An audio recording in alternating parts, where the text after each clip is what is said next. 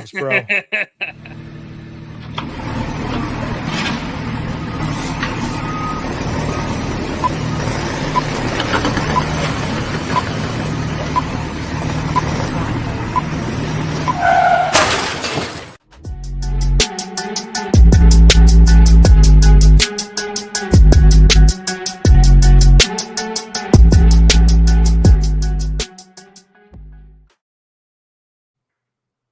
What's up, boys? How we doing? If you haven't been paying attention the last couple of weeks, we are live from the Field of Dreams Whiskey headquarters here in Indiana. And here with Drew Storen, ex-Nationals closer. I know everybody from our region knows who that name is. If you've lived in the Baltimore region anytime in the last 15 years, you definitely know who that is. So we're here. We're live. We're going to talk some whiskey. Oh, yeah. Talk some baseball. Might get a little out of control. So cheers, boys. What are we drinking? So this is our small batch. So this is our everyday 99 proof. 99 proof because I finished my career with 99 saves, and it annoys me I didn't get 100. So I figured I'd just kind of lean into it at some point, you know? That's like finishing a career with a 299 average. So it's like it's not that much different, but it's so different. Yeah. One save in 54 innings that last year for the Reds. How much were you pleading to get a couple more opportunities at the end of that season? Yeah, I was dying there, like especially in like September. I was like, okay, and then my elbow blew out, and I was like, man, because I was going to try to, you know, I would be out there throwing left-handed if it was going to get me a save. Yeah, it was. Man, it was unfortunate, but oh well. Yeah. Still an incredibly great carew pitching, and look, it's turning into a great career afterwards as well. How did nobody think of Field of Dreams whiskey until Drew decided, like, oh, this is dumb. How come nobody's done this? Like, this should have been done after the movie. Right? Why didn't we think of this? Why didn't we think of the Scrub Daddy? I don't know. I mean, dude, I ask myself that every day. Like nobody ever thought to get spoons that clean like that. It's amazing. It's ridiculous. Yeah, it's amazing what that mouth does, huh? It's crazy. Whoa! Oh my god, dude! Come on. Had to do it. Mm-hmm. Now you know what the show is going to be like. I'll be, and I'm going to be here, be throwing stuff right over the plate. I hope so. Awesome. Belt high time, baby. Belt high. Now, I have the Player Series 25. Yeah. Now, what's the difference? So what goes into this? Start talking about that one. So the Player Series is our annual release. So this will be the 4th year of it. And every year we do one bottle for every player in Major League history. So as of last year, there were 23,370 guys that are playing the big leagues. Back here, yeah, it's pretty sweet. Yep. So kind of a cool trivia question that, you know, people assume there's a lot more.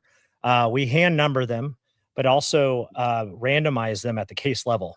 So you're not going to have like bottle 1, 2, 3, or 4 consecutively. You're going to have, you know, whatever it is. So if you go to our website and look up that number, it'll actually show you the player that's associated. Oh, sweet. Right. What number you got, Brian? I have 17,302. I don't know if I can get it. 17,302. Oh, boy. Brian doesn't know how to use laptops. No, I don't like laptops. They suck ass, man. We've got Mike Brownson and PJ Forbes. One appeared in 11 games over 3 seasons with the Rockies and the Phillies, and PJ Forbes appeared in 12 games over 2 seasons with the Baltimore Orioles and the Philadelphia Phillies. Wow. So you got an Oriole bottle. There you go. There you go. So that's fun. That's very different, obviously. It's really cool.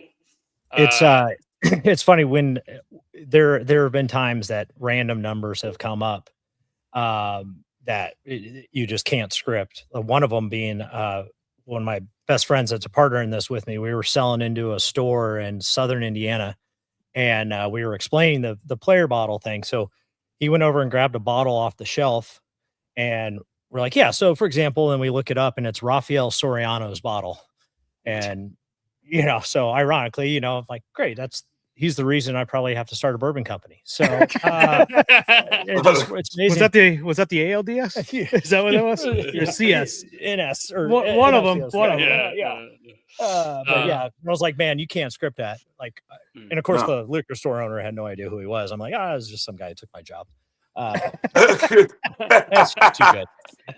Don't worry about that Yeah. guy. That little guy. Don't worry about it. Do you have the Drew Storen bottle? Mm-mm. No. No, we sell them all. So that kind of makes it fun. There's only one player that's ever gotten his bottle, and it's because he lives like 4 doors down from me. And I randomly looked up the number when I was doing the signing because I'm like, oh, that looks like an interesting number. And I'm like, oh, it's Brian Dorsett. He lives 5 doors down from me. So like he's the only guy that's ever gotten his actual bottle. Did he randomly get it, or you found it and then gave it to him? Yeah, I was doing a bottle signing at like a Total Wine around here, and I was like, oh, this looks like a cool number. I'll just randomly look it up, and yeah, it was his. All right. Awesome. Yeah, so kind of cool. But yeah, people ask for their bottle number all the time, and that's what we tell them. Like that's kind of part of the fun, and like we can give you a label, and you can write your number on it if you want. Yeah. But it's just supposed to be like trading card-esque, right? Yeah, I mean, it's just kind of one of those things where like that's part of it. There's only so many of these bottles every year, and it's about a quarter of a Pappy Van Winkle release, so it's not that many. Wow, that puts it into perspective. How long's it aged?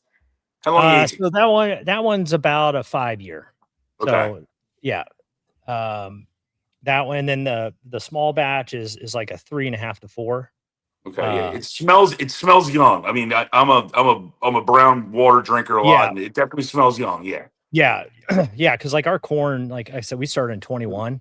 So there's not a ton of age on it, but then we're blended in. You got a great butterscotch nose on that one. I assume you got 25, right? Yeah, I got 25. Okay. Yeah. So that's like a butterscotch bomb. A lot of the stuff for this year's Player Series, I think you're gonna get a lot more of a traditional bourbon that has more heat to it.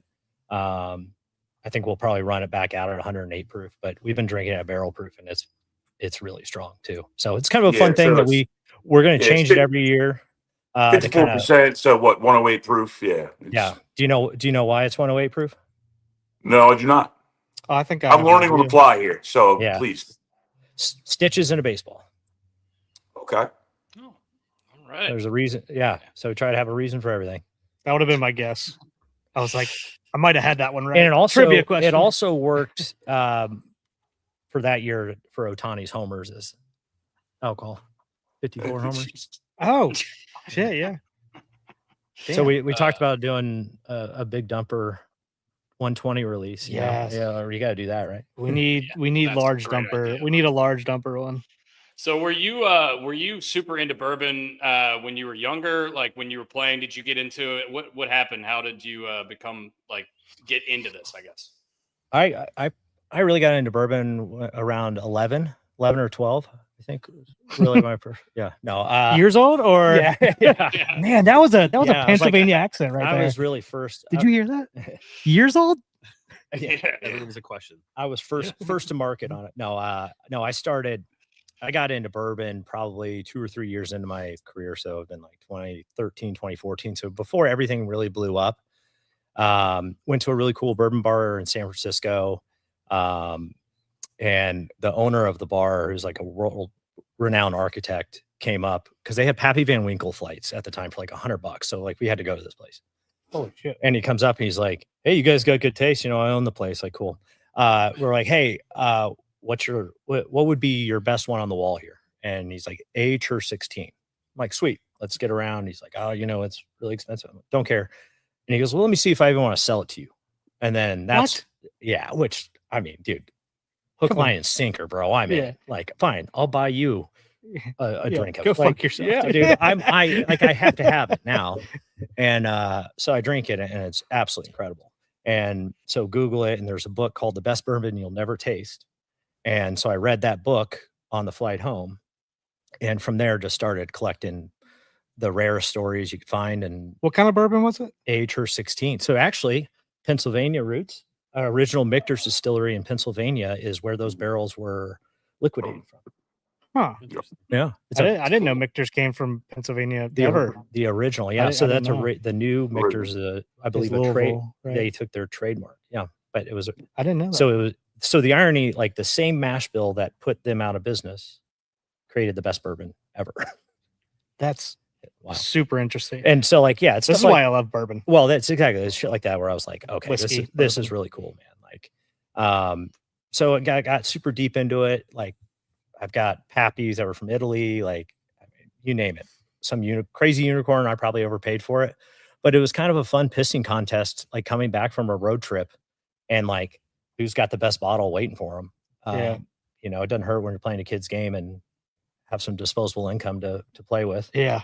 And hell, Ryan Zimmerman had the best wine collection I've ever seen. So I was like, well, I got to pick something different because I'm not looking match up with him. Yeah, I'm not looking at those comments.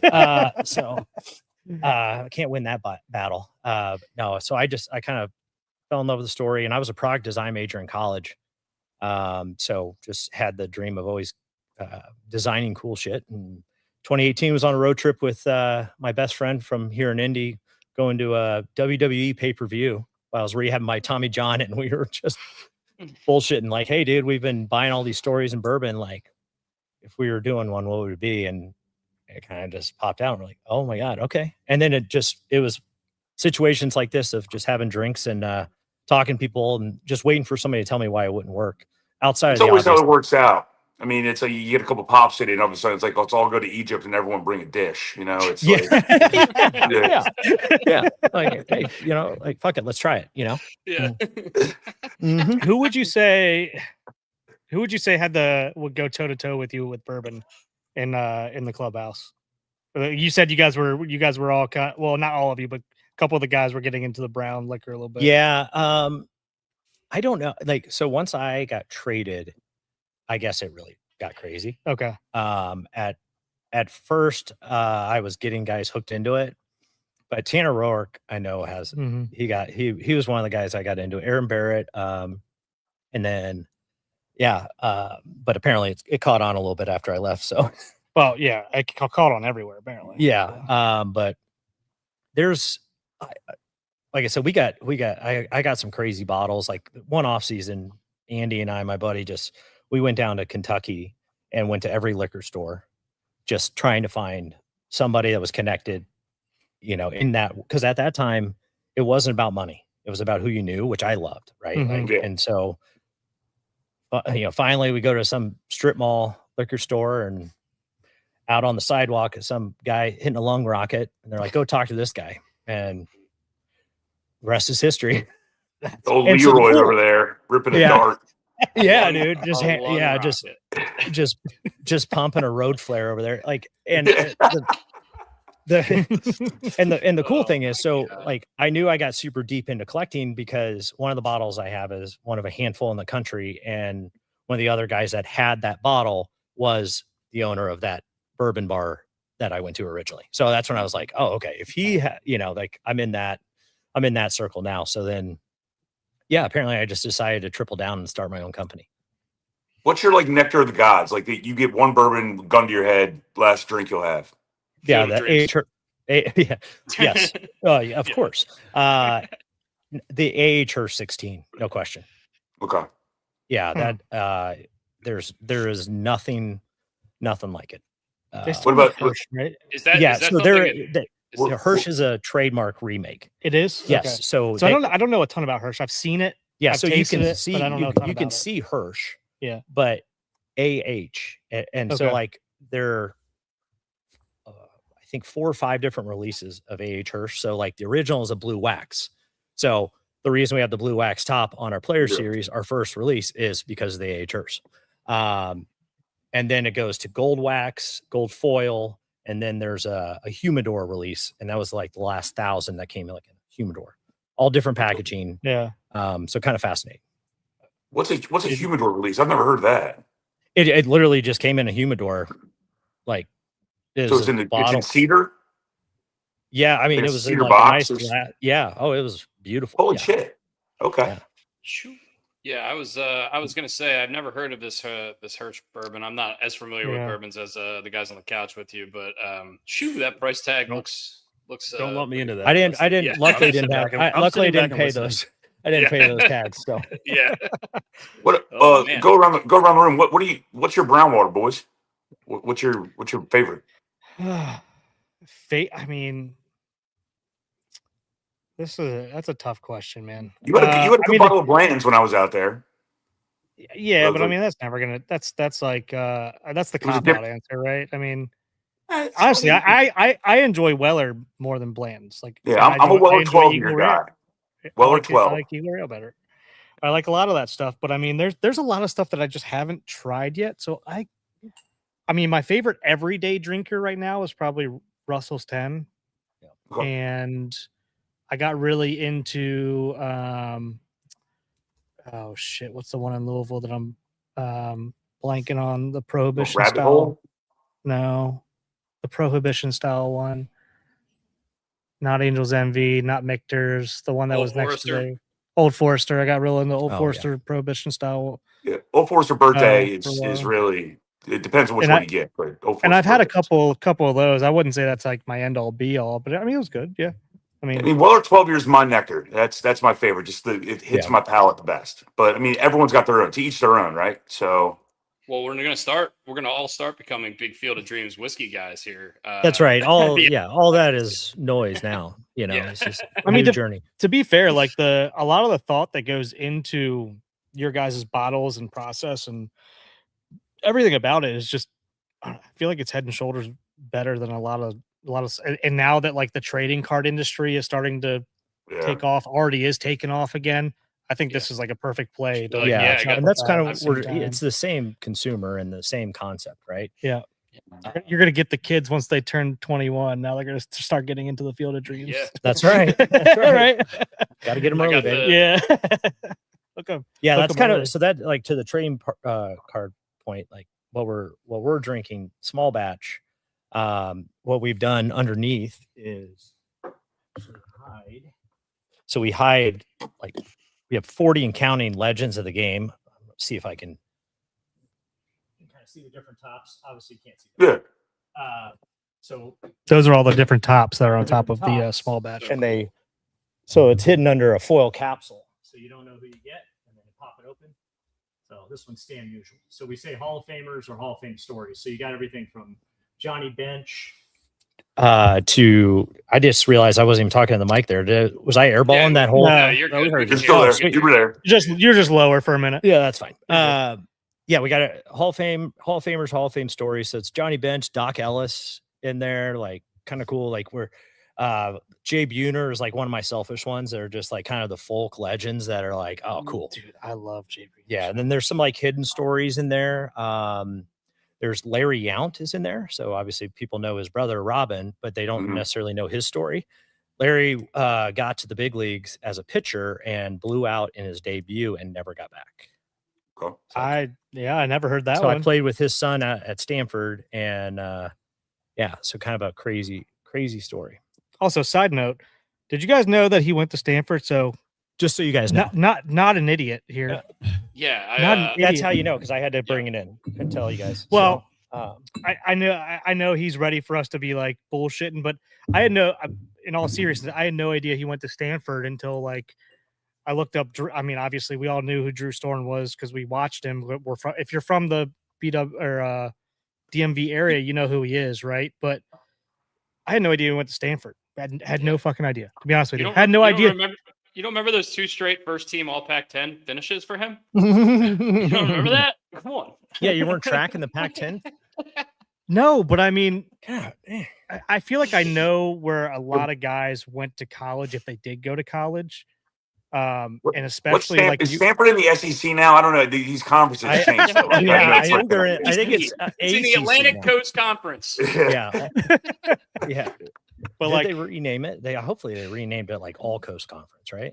They didn't? No. That's just I just know you got a tree and it's not Cardinals. It's Cardinal. yeah, that's right. It was the first mascot to get canceled. And you had one of the best bobbleheads come out during the college football seasons. Andrew Luck wearing a general outfit. Unbelievable. Jesus. Yeah. Oh yeah. But who's your favorite Stanford athlete besides yourself? If you don't say Tiger Woods, we're yeah. I mean, canceling. obviously, right? You can't go. He may or may not be the background on my phone. Katie Ledecky or something. I don't know. Did she go to Stanford? Yeah, I was thinking right? along the McCaffrey lines, maybe. I was going. I would go with Toby Gerhardt. Oh, Oh yeah. Ooh, that's good. Oh, I like that. That's a good call. Wow, nice. Because he was deep cut right there. Yeah. You know, on top of a beast on the football field, he obviously played baseball and was Played baseball, you? yeah. At Stanford? Yeah. I didn't know that. That's crazy. That's Yeah. You didn't know that? Oh yeah, dude. This guy was unreal. He would drop like 20 pounds to play baseball, but What? like, yeah, he was my locker mate. And so like I was like a $165. Dude, going I'm getting into every college. brawl I possibly can with Toby Gerhardt behind my Yeah. back. Hell yeah. Right? Yeah, dude. And like, so he's my locker man. You want to just talk about feeling like a total bitch every day. Come on, dude. I can't. And like, dude, like, so during the baseball season, he would do the morning football lift and then take like 18 to 20 credit hours in like managerial sciences and engineering and then play in the baseball game in the afternoon. all right. Where do you play? Outfield? I assume? Yeah. Yeah. Okay. But it was great because it looked like just peak Heisman running form when he ran down the line. It was like high knees, like, and one year, you know, he had blown out his PCL, so he had the big brace on, and we had the paint on tweener uniforms. So like, it was like you could see this thing clear as day. Like he maxed out these uniforms, and the coolest thing that I learned about him, the first year, his freshman year at Stanford, they already renamed the mascot at his high school Toby the Cougar. What? Yeah. Where's he from? Like SoCal. So he set he set the like high school rushing record, beat Emmitt Smith's like, dude. This dude is this. Yeah. Do we need to talk about Toby Gerhardt and Bo Jackson in the same conversation? He should have won the Heisman. He should have won the Heisman. That I don't disagree with you. He used to vulture. I had no idea you Adrian played baseball there. He used to vulture my Adrian Peterson fantasy touchdown, so I had a negative opinion on him for a little bit. I'm still taking Bo Jackson's Auburn team in a brawl, even though Toby Gerhardt was on your team, because he also had Frank Thomas. I'm not stepping in an alley with that lineup right there. Yeah, we had some big boys. I'm sure, dude. Could you imagine Toby Gerhardt and paint on baseball pants? Like, dude, you can straight on Terry tight pants. Yeah, just Jesus. No, dude, Terry tight pants. Terry tight pants. That's a deep cut for me and you, though. That's a good one. That goes way back. We so quick backstory on that one. Chuck and I played against each other in the NEC nobody's heard of Division I conference. He had a guy on his team named Terry Tight Pants who was all roided up on every fucking thing in the world. But guy filled out a fucking uniform. That's allegedly. No, it's not alleged. Oh man. So Drew, you were drafted out of high school by the Yankees in the 34th round. Did you know you were going to Stanford? Did you have an idea that you might sign with a team if you got drafted a little higher? What was your thought process there? Yeah, I mean, it was kind of I knew it was a long shot to sign. I had a team reach out. So I got home. My dad was my agent. So out of high school, because I was like, I'm probably going to school. I don't really need it. And so a team called to take me in the supplemental round for a good chunk of change. And I'm like, cool. What'd you say? And he goes, no. I'm like, oh, okay.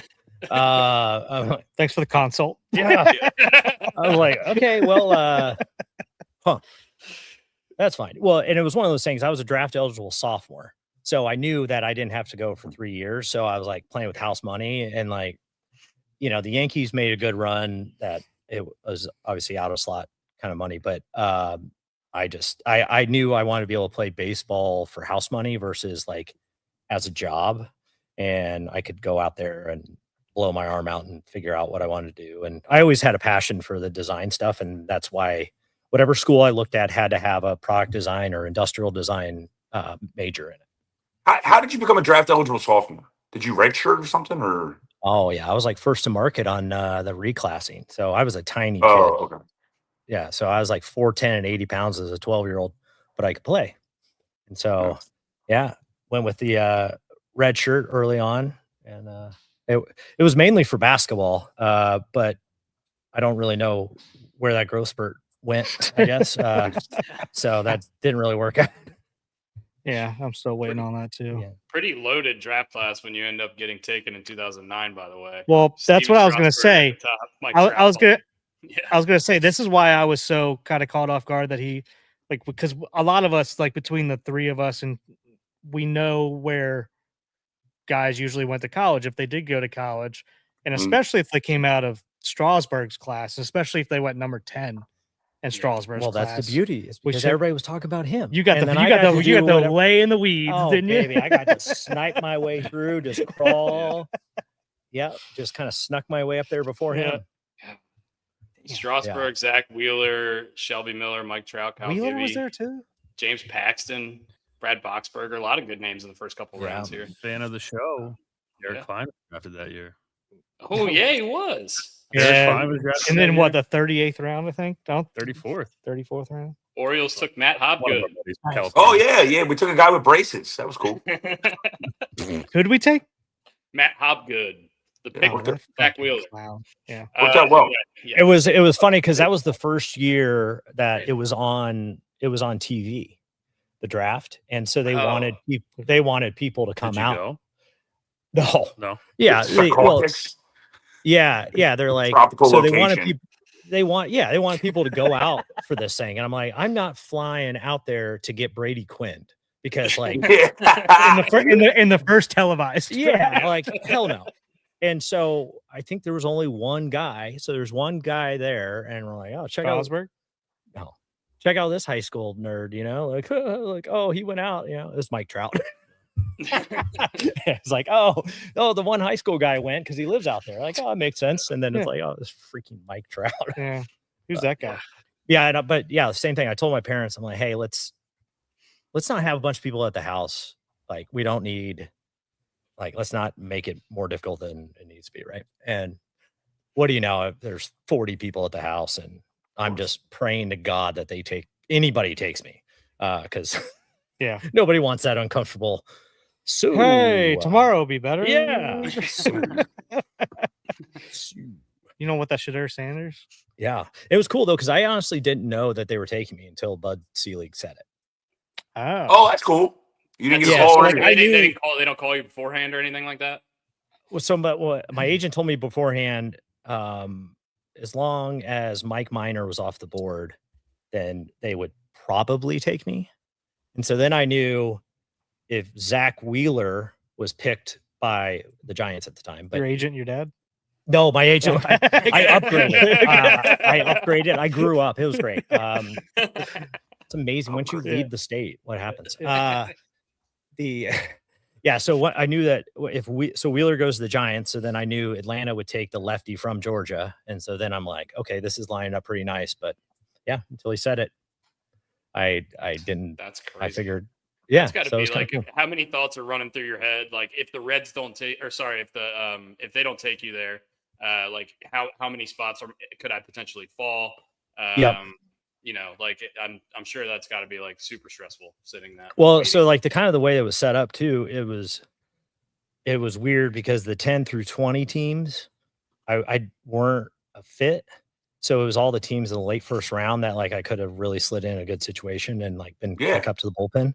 And so it would have had to like figure out a way to, tank your way or whatever, find that fit. I mean, it was perfect, man. Like, cause realistically, I'm a comp pick there. Like I'm not a 10 pick. I'm a comp pick, but I was kind of what you're seeing now with college guys that are ready.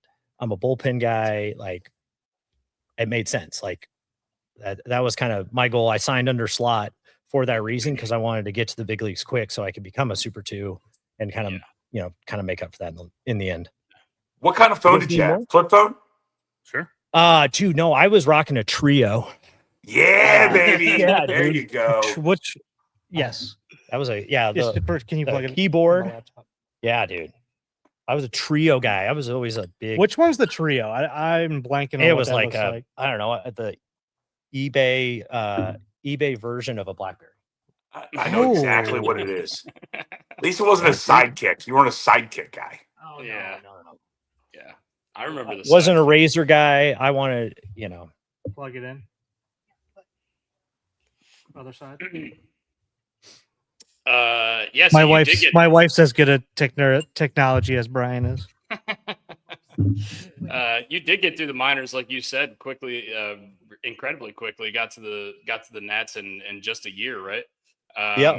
How was that? Was that like you said? That's kind of what your goal was. You wanted to get to the bigs quick. How was that? How was that experience for you, the minor leagues, just being down there for the short period of time you were there? It was humbling at first. So my first team. Jesus Christ. Hey, don't let it beat you guys. We'll be all right. Caitlin's Okay, climbing get through the out from corn over underneath here. the There we camera, go. please. We're good. Did you just see our camera move? Oh, my yeah. God. Oh, it's moving. Man. Oh my God. We got earthquakes in Indiana. What's happening over there? Yeah. My good. wife's trying We're to good. ruin everything. Man. No, the whole camera was shaking. Do you want to sleep with both eyes closed tonight, buddy? I would not talk. Yeah, you need to move it this way just a little bit. It's No, fine. Brian, It's if fine. you No, could other have way, what's other going way, on. other Wrong way, way. other way. You have a There you man, go. We're good. We're good. climbing through the Go the corn, other way again. No, and she's no, underneath other- the stop tripod. moving it. Yeah. She Stop. stood up, and the whole thing almost went. Oh, Oh, this is All what right. happens. We're back. okay. Minor leagues. Yeah, so Rafael Soriano. I can't. I had to watch that. I'm sorry. I just couldn't move past it. I almost broke $1,000 camera right No, it was funny. So I go to Hagerstown, Maryland, and I show up thinking like, Speaking of the best stadium in the world. yeah, dude, that place was electric. How What a beautiful place. Yeah. Yeah, it was great. And Chain restaurant central. oh, dude, it was beautiful. How fat did you get? Were you eating at Applebee's every day? Jesus. No, I didn't eat anything. It was great. I just You had it. and so I go in there and I'm like, okay, here's, it's my stepping stone. My goal was to get in the big leagues by September. And my college roommate, ironically enough, was on that team. So he had a deal where he got to go to Stanford, but then played pro ball in the summer. So kind of a cool, pretty Big deal. yeah. Right. And yeah, hell yeah. Pretty cool. And, so he's my roommate there. And then my debut comes and he's on the gun, and my first batter's Travis d'Arnaud. So I had just gotten, I had just given up a bomb to his brother like 2 months before that. So I was like, oh, great. All right, I'm going to get the brother. Like, whatever. I got him. I went ball one. I'm like, all right, I'm 1-0. This is a ball. Like, I'll just reach back, throw it by him. Travis hit it 55 feet over the center field batter's eye. It was Give him up, man. yeah, dude, it just killed it. And the best is I look back at my roommate and he is dying laughing. And I'm like, and I look over at Tony Tarasco, who was one of the coaches, who's also dying throwback laughing. name. Yeah, What dude. a throwback name. Also dying laughing because he just, dude, I mean, the best shit talker there is. Yeah, dude. It was so from then I was like, that kind of like straightened me out, like, oh, these guys are professionals. Like, Yeah. you probably need to figure it out. Let's try to So, miss some barrels. yeah, and then it just, I don't know, man. I just kind of put my head down and just kept trying to throw as hard as I could and throw as many sliders as I could, and ended up making it. Like I pitched well in the spring training the next year, but of course they sent Strauss and I to Harrisburg, and How was that? oh man, What was your welcome to the big league moment? Probably walking in with a teammate that had won $30,000 in cash at the casino on my debut. How about that? Yeah, Playing what? blackjack, Bam Biscuit. That's awesome. In St. Louis. oh, Who's the first batter you faced? Pedro Feliz. Ooh, that's a name I remember. man, we got a couple names for our next podcast. Yeah, did you get it out? Yeah, he flew out to left, and then Ryan Ludwig came up. I came in mid-inning, so I think it was first and second, one out. Ludwig came up. I absolutely smoked him in the wrist, so he was thrilled. And then I had Matt. Oh, it was a guy on first, and then so Matt Holliday came up first and second. I got him First team all forearms. Great forearms. Oh, Great. dude!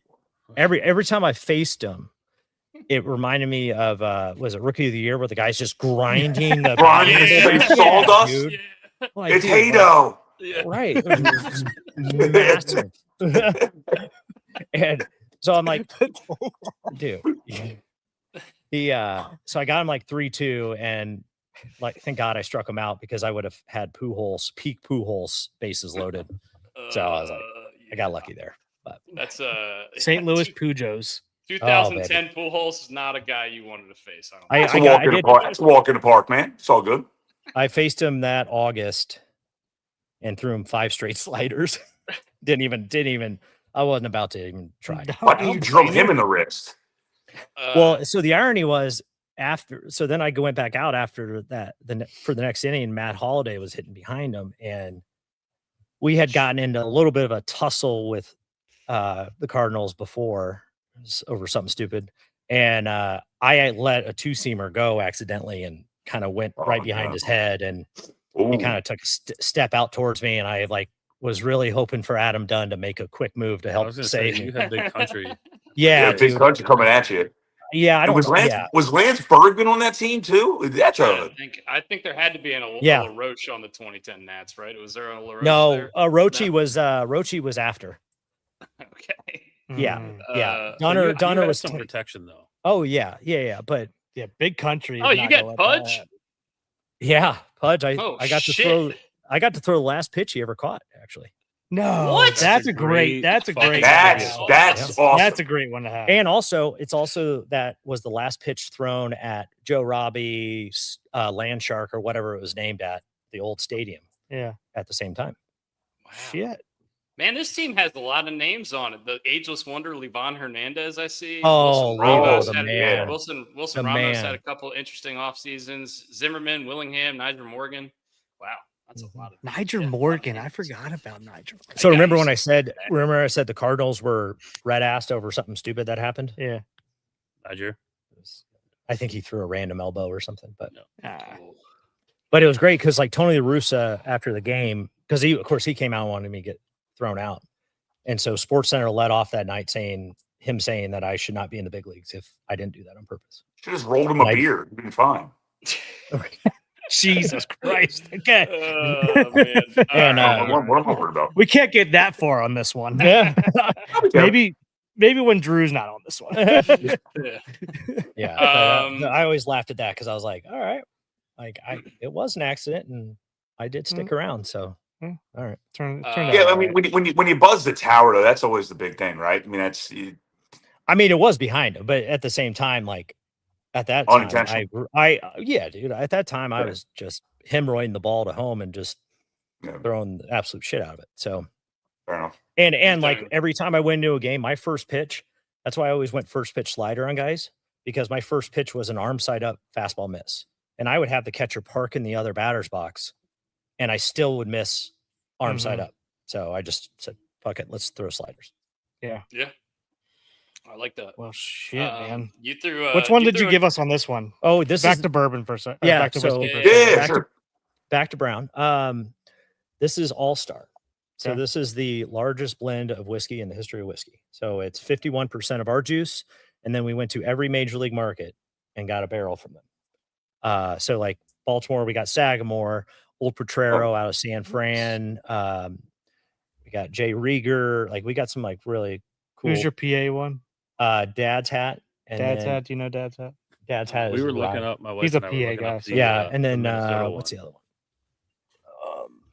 one?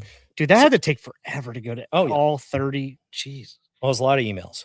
We got Green Bar. Yeah, it's cool because they're all in the back, so you can kind of see. But yeah, we didn't realize nobody else had done this, and so we were wanting to do a Guinness Book of World Record, but apparently it cost $30,000 to do that. So to just have them come out and I guess sign a certificate that you did it. Yeah. Where do you get your barrels from? Which company?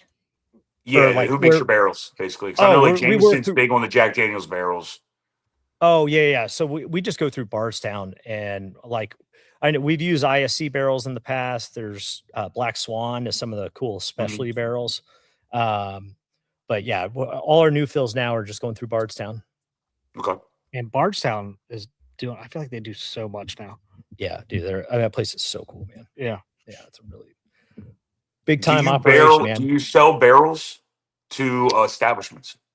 Not yet. So we're waiting. Okay. We got to wait for those to come of age before we can do that.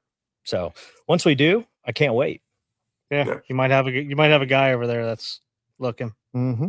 Yeah. that run some establishments. Yeah. Player 2729 is Moonlight Graham. I want to get Hell that yeah, baby. bottle. Oh, there you go. Yeah, we got we. Yeah, our buddy Sean Foy would probably hate that one, but Well, we have a top. We have him on a top, so we'll make sure your buddy gets one of the tops at least. Yeah, that bastard. Well, no. He should not get one because he's never seen Field of Dreams, even though he's one of the smartest baseball minds we've ever met. Yeah. Guy's a moron. He's like he's like the guy who's Jonah Hill playing Moneyball. He's like basically that guy. He's the that guy smart that's the about GM baseball. of the Rockies now. Yeah. Peter Brett, Yeah. I think is his name. Yeah. Or something like that. I can't remember what that Peter was. Brand. Peter Brand. Yeah. Peter Bretter might be from Forgetting Sarah Marshall. Anyway. Oh, it is. 1,000% Oh, Yeah. Nice Wow, reference. What a Yeah. I was That's like, his dude, name. why do I don't know that the name? way the way Yeah. your mind works. Dude, my mind goes in circles. Can't remember your social security number, but you remembered that. Mahalo. Oh man.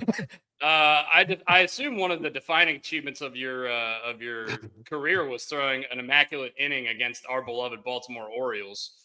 Can you name the 3 guys that you struck out in that inning? Scope Hardy Dylon. Scope Hardy who? Kim. Look at that. I'm He got Sue. 'em right in a row. I'm dude. Sue. He Wow. knew it. He knew it. Scope Hardy and Unsue Just Kim. because like that. So I threw that to my high school catcher, which was awesome. And it was cool because that was the only year that because by that time I lost my velocity, so I was dropping down, like just playing wiffle ball and shit. Who the hell was your high school catcher? Tucker Barnhart. Oh, okay. Makes That's sense. awesome. And then 2 years older than me was Lance. I was gonna say Lynn. he's from here, so Yeah. it makes sense. Yeah. Yeah, we had a weird high school.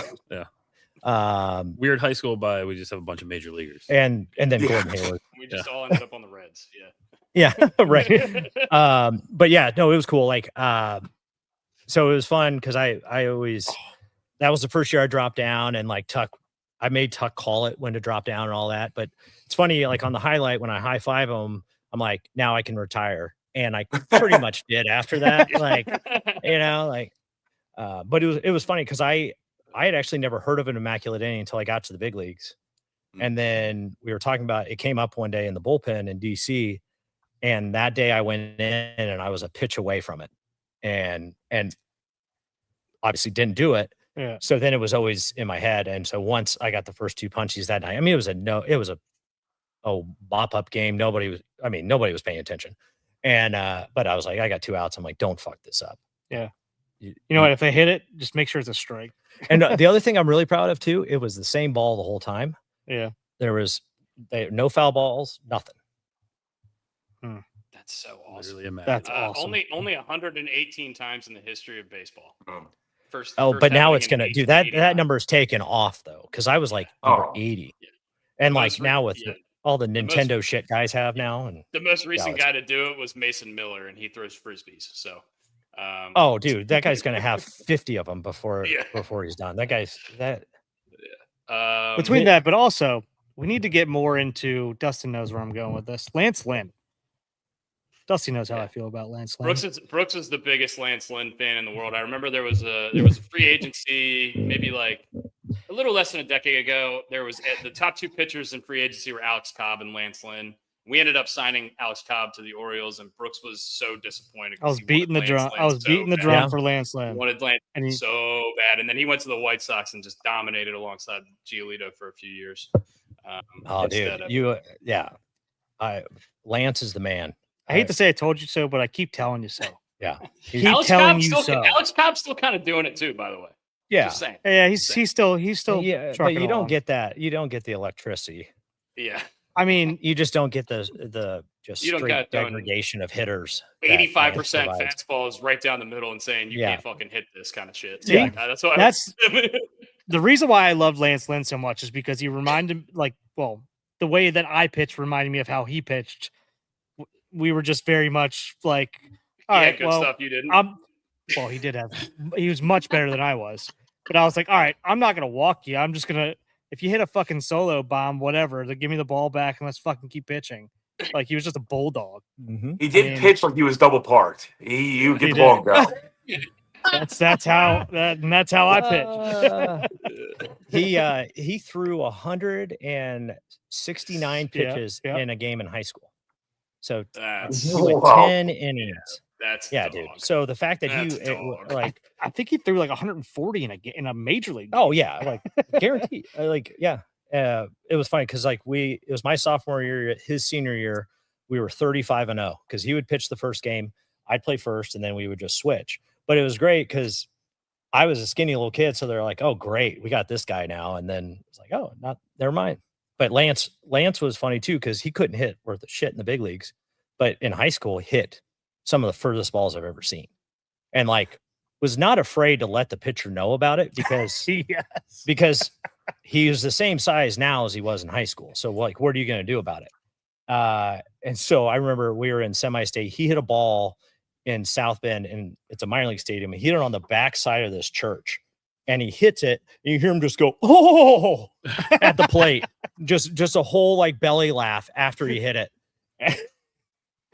as he's watching this thing, and he runs around, and at home plate, he gets up there, he goes, "I got jammed," just a beaut, and like couldn't do. I would have umpires at first tell me that I needed to tell Lance to like, "Hey, stop wearing out the guy behind the plate." I'm like, I'm not telling him. Like, you go tell him. Yeah. Like, Not my job. my job. Did you ever bat in the show? I did. My first AB was against the O's, actually. Yeah, who was pitching? 2 weeks into my career. Kevin Millwood. Oh, yes. Brian's got some good Kevin Millwood stories. The Kevin Millwood story is phenomenal.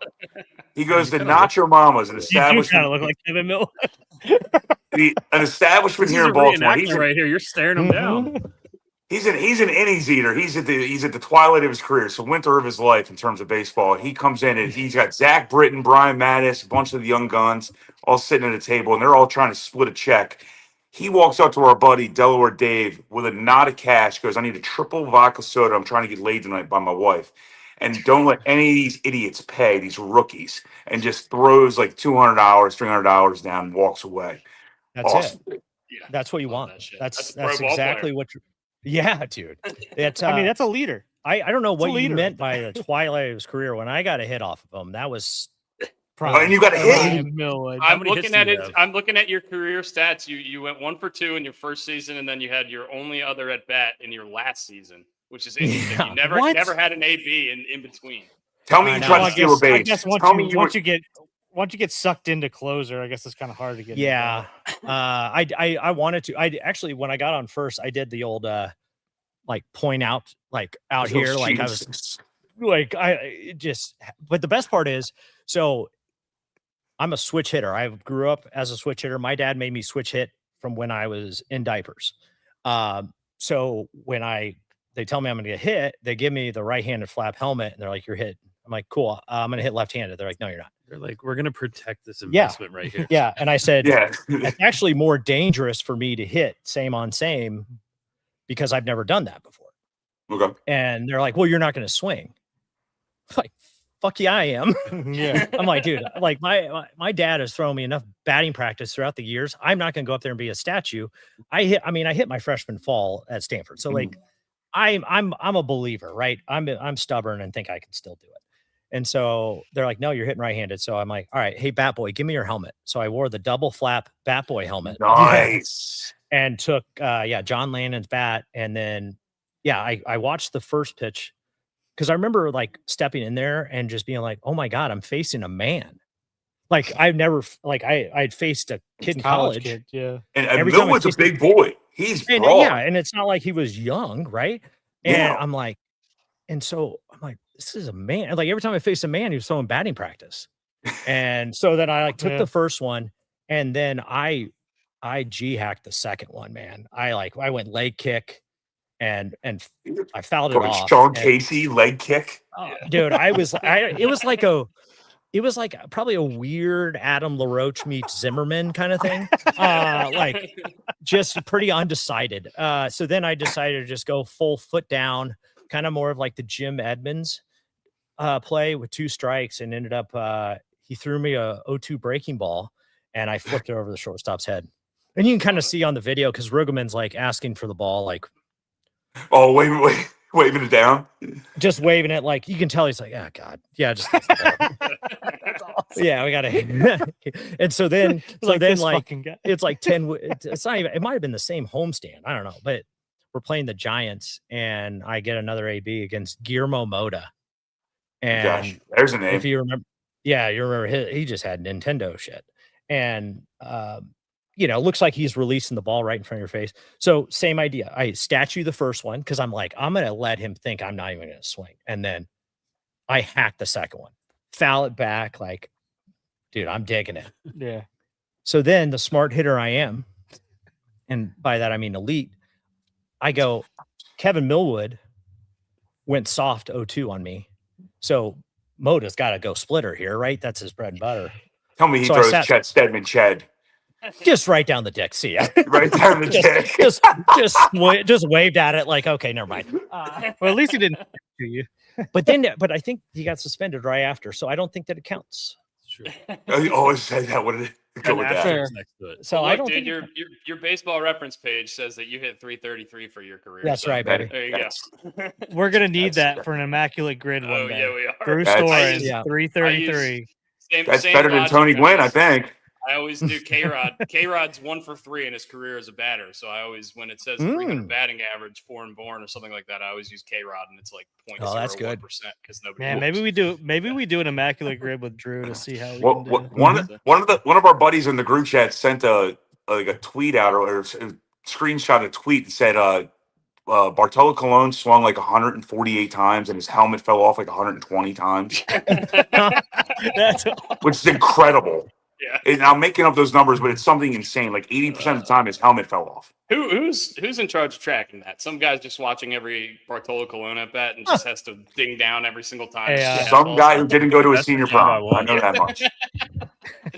You know, it's funny about facing pitchers. So I didn't really face pitchers until I got to Cincy in 2017. And pitchers probably hit about 500 off of me. It was What? Yeah, it was. I don't know. It was it was a pretty funny running gag with Barnhart because, like, I just don't know what it was. I just, and the funniest time was when we're in LA and Kenta Maeda pinch hit against me.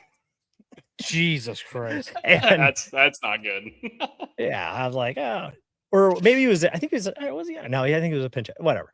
And is that like an FU? Like, I'd be kind of pissed about that. Was it like the 17th inning and they were out of guys, or was Joe it Madden did that to me with one of those guys? And I'm like, okay, cool. That's the perfect time you should have thrown it behind his head. Yeah. there you go. Like, yeah, you're gonna bring a fucking pitcher up to here. Yeah, that's why I did. I did meet Joe a couple months ago, and I said, thanks for letting me know that I needed to get the fuck out of the game. That was my sign. But so Kenta Maeda is up and it's like 0-2, and Tuck calls for a drop down slider, and I just hang the bejesus out of it. And he flies out at the warning track at night at Dodger Stadium. Jesus. And I, after it's caught, I look back at Tuck and he is just laughing. And he's like, dude, you were going to kill me. I'm like, I don't know about that one. That would have been just too perfect. Yeah. Have you guys seen Skeen's batting average numbers in college? Yeah. Holy smokes. He hit 400 one year at LSU. Mm-hmm. What about this? Air Force. Air Force. Sorry, Air Force. My bad. He went to LSU and they're like, no. What about the kid for the Royals? What's his name? He's got an Italian last name. Caglione. That guy. I'm interested to see how he moves. Every ball he hits is 120 miles an hour off the bat. Is that the kid from Florida? University of Florida? Tennessee, right? Caglione's from Tennessee, I think. Yeah. Who's the best hitting pitcher? Is it Mad Bum? I mean, Ohtani, it doesn't count. Take Ohtani out of it. Mike Hampton? Mike Hampton, that's a strong call. Caglione did go to Florida, by the way. You guys were wrong. That is that dumb part of my pitchers had a home run derby. Remember when we said we know pitchers that went to college? college? Pitchers beeps home run derby. You never been a part of one? A pitcher home run derby would be awesome. Did you not have pitchers beeps at Randolph-Macon when you were there? No, we didn't have pitch beeps. No. So if you throw a shutout in college, I don't know if you guys did it in the pros. I mean, it's a waste of time. You don't want to take away from the fielders who are actually scoring the runs when money's on the line. But when you're in college or high school, if you throw a shutout as a staff or as a pitcher or whatever, you get pitcher's beeps. You get pitcher's beeps the next day. Yeah, never heard that before. Were you going to be the one to tell Toby Gerhart you can't get swings today? Yeah. Hey, Coog. Sorry, man. Yeah. No swings today, bud. 20. By the way, don't put anything in your pants; they might pop off. Rest them thighs. But Right, yeah, that's right. Rest them thighs. We did get to take BP in Cincy, and that was awesome. Like they let bullpen guys do that, which was rare. And so, like being able to take BP and Williamsport like that was cool. Like, that's cool. No, I'm saying like the I see what you're saying. You know, if you're going to take pictures, BP, Cincinnati, that's the one you want to go. Yeah.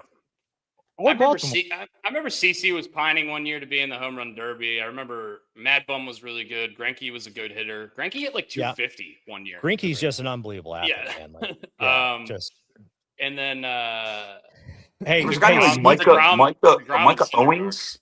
Micah Owings. Yeah. Oh, forgot about him. Yeah. Arizona Diamondback. And then was a pitcher. Yeah. Yeah. He could swing. But no, I'm sorry. He came back as a position player. And then I think Tim Hudson was a great hitter in college as well. Ankiel, obviously. Ankiel. Those guys don't count. We got to keep the guys that just stayed on that side because you go like Mike Lorenzen. But I was going to say Michael Lorenzen, guy who's still pitching because he started his career playing center field. Hey, Levon Hernandez, sneaky good hitter to bring him back up. But my other favorite thing with Levo was him. He would come in and when he would hit a homer or just anybody that would talk as a hitter, if he had more career homers than him, he would just bury them because he had more. Like, as he should. Yeah. Oh, dude, it was great. He's like, how many homers you got? Like, let me teach you about hitting. Yeah. He's like, you don't know shit. Was it Carlos Zambrano? Oh, yeah. He hit it. Oh, Zambrano, yeah. Yeah. That's a good one. I didn't know that Levon and El Duque were brothers. I also didn't know that Levon was 10 years younger than El Duque. That's pretty crazy. Yeah. That's pretty cool. Allegedly. By far, like great golf reference pages. Yeah, I was gonna say great golf. Like the absolute most fun guy to golf with. Leva? How come? Just the entertainment. Like he's probably hammering beers and ripping darts. No, not even. No, he doesn't. No, not even that. He's just so this. funny, man. Like really? he tees the ball up on like a tee ball, essentially. Like I mean, and it just he waggles the thing over, and when he swings, you think there's no way this is going to work, and it's piped. And like he had never played until he got here, right? And so he's unbelievable. And he calls himself Up and Down Levo around the greens. Because he just goes up with a wedge and is like real nice and smooth and just hits this thing that it's like, how do you have hands like that? Like it's incredible. Dude, he's like the drunk, like he had like the nice beer belly going too, like at the end of his career. Like that's why baseball's the best. That's why baseball's the best sport. That was a professional athlete right there. Dude, but he was super athletic. That's the irony of it. Like, I know. It's wild. Like, he was great. Like every time, like he would come in to the clubhouse after like the first or second inning and be like, "Hey, Story, see that? Devo throwing 87. Watch out." He was pitching with his outfield shag glove. He wasn't even pitching with a real glove at the end of his career. He just used an outfield glove. He's Harris from Major League. Was he a 20-year guy? Did he? No, had to be. Yeah. He had to be pushing 25. Because I remember him in '97 I'm looking with the directly Marlins. at Dusty for this one because he's got it. Levon? I'm looking direct. Yeah. He played for 17 years. Oh. No way. Yeah, 17 years. Debuted in '96, retired in 2012 with the Braves and Brewers in his last season. Well, you have Dick Mountain, who probably pitched 20 years. Oh yeah. Yeah. Well, I mean, Dick Mountain pitched last year. Yeah. Yeah. Still throwing a hammer. Still throwing a 12-6. Yeah. He was a locker mate in spring training of mine. Great dude, man. Was he really? That's cool. Yeah. 2015. And then what? Jamie Moyer was throwing 76-mile-an-hour fastballs and then 72-mile-an-hour sliders for 28 years. On the other side of things, I remember Julio Franco was playing for the Braves when he was like 47 years old. and in better shape than I've ever been. Wait, he looks like Herschel Walker. Got it. No, you're a tremendous slouch. Great. Sorry, he was 40. I'm sorry. Four. I screwed that up. He was actually 48 years old. My fault. Oh God. It's Yeah, 2007. don't shortchange him. The man made it to 48. He played from 82 to 07. Jesus. Oh my God. Jesus. Holy hell. I did not know that. Yeah, he probably played with like Stan Musial and Miguel Played Cabrera. 3 decades. That's ridiculous. He played 4 decades. 80s, 90s, 80s, 2010s. 90s. You said 07. 82 to 07. 07. Yeah. Oh, I thought you said 12. Close. Yeah, never He mind. was close. He was close. My bad. I think the only person who played 4 decades is Vince Carter. Drew, what's your relationship with the game now? Do you watch a lot of the games? Do you cheer for a certain team, or do you partial to the Nationals? I know you grew up a Seattle Mariners fan. What's your thought now? Are you a big dumper guy? I'm assuming you're a huge big. I mean, guy. of course. Who's not a dumper guy? Yeah. Can't. You know, it's one of those things where like when I first got out, didn't really watch it all unless like a buddy or whatever. Now a lot of my friends are dead and out of the game, but the nice thing is they're coaching. So I'm now a Padres fan because of Craig Stammen. So I got something to watch there. So yeah, I mean, I'll watch the Nationals. Like, you know, like I keep track of them, and like I went out to spring training last year. Like it's cool to be around it. Did the fantasy camp, and so hopefully they turn around. But Where are they at in Florida? West Palm. Yeah, Good facility. Yeah, way better than what we were in before. So Yeah. it was tough. It was tough in the original place. Did you What else play do you need to RFK, know? like the original stadium, or when the Nats came around, or did you just go right to the new stadium?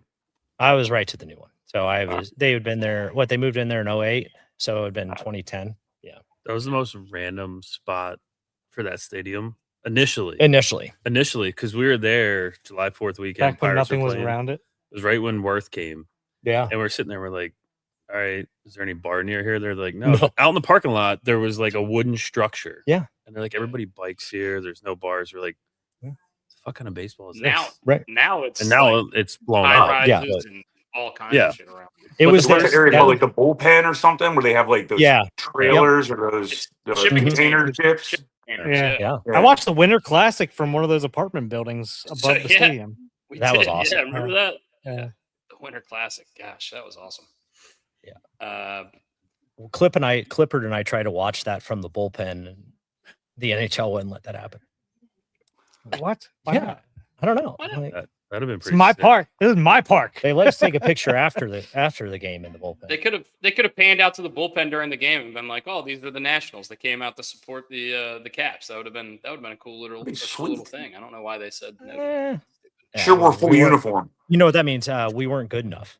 What do you mean? Tyler Clippard's like fourth all time in holds ever.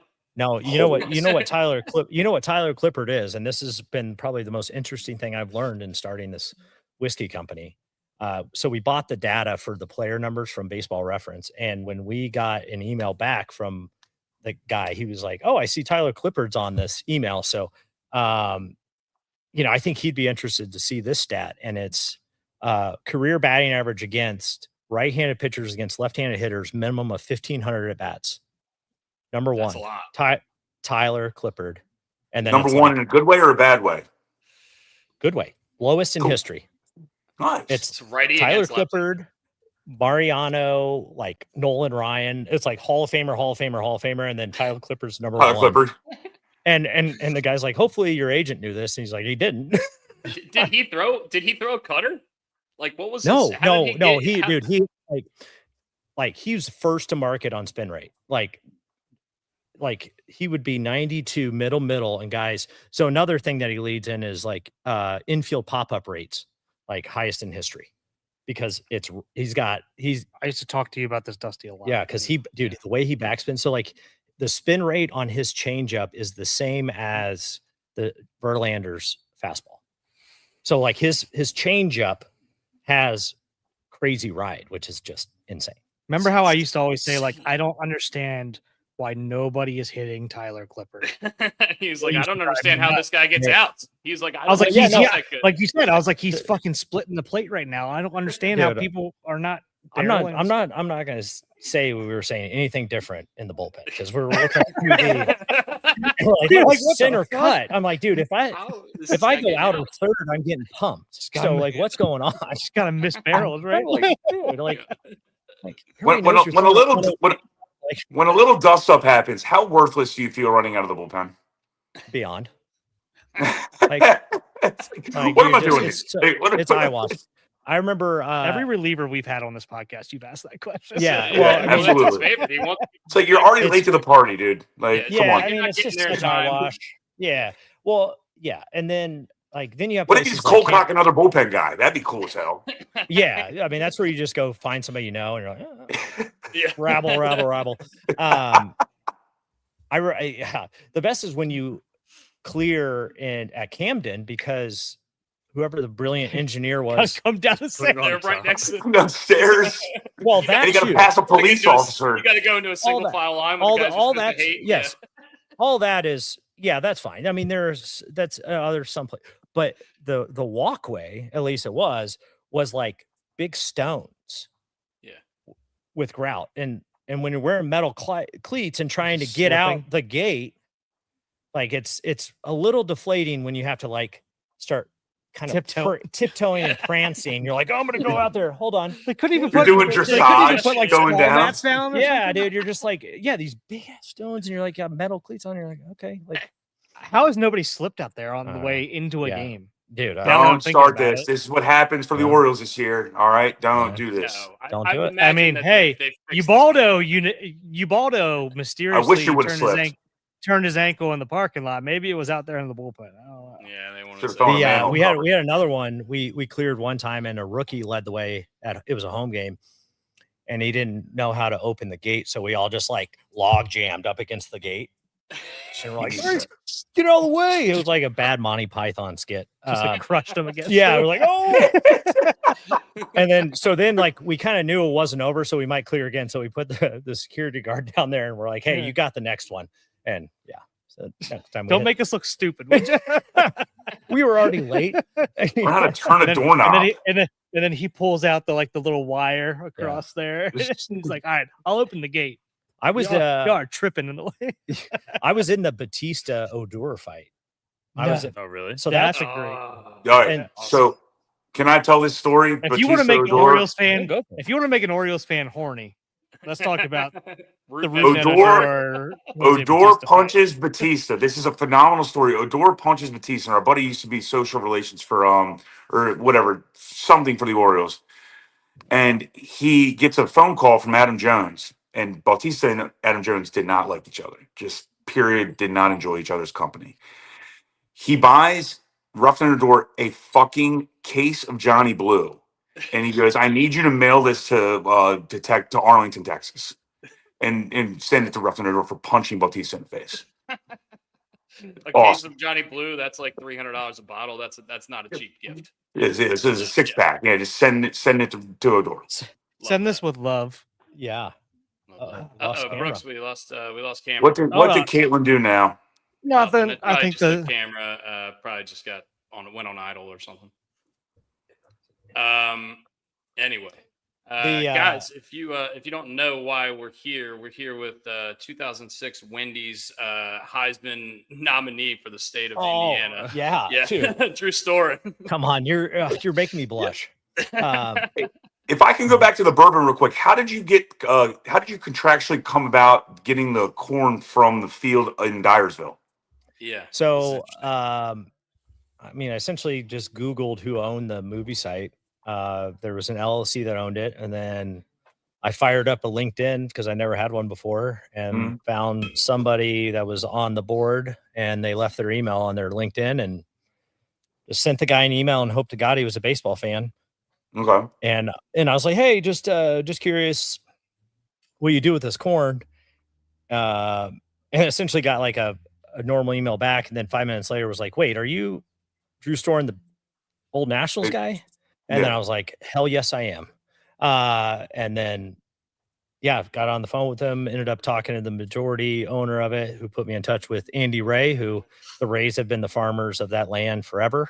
And Andy's just a couple years older than me, and like awesome dude, great family. And so if you look on the back of the bottle, there's an AR like kind of brand on there.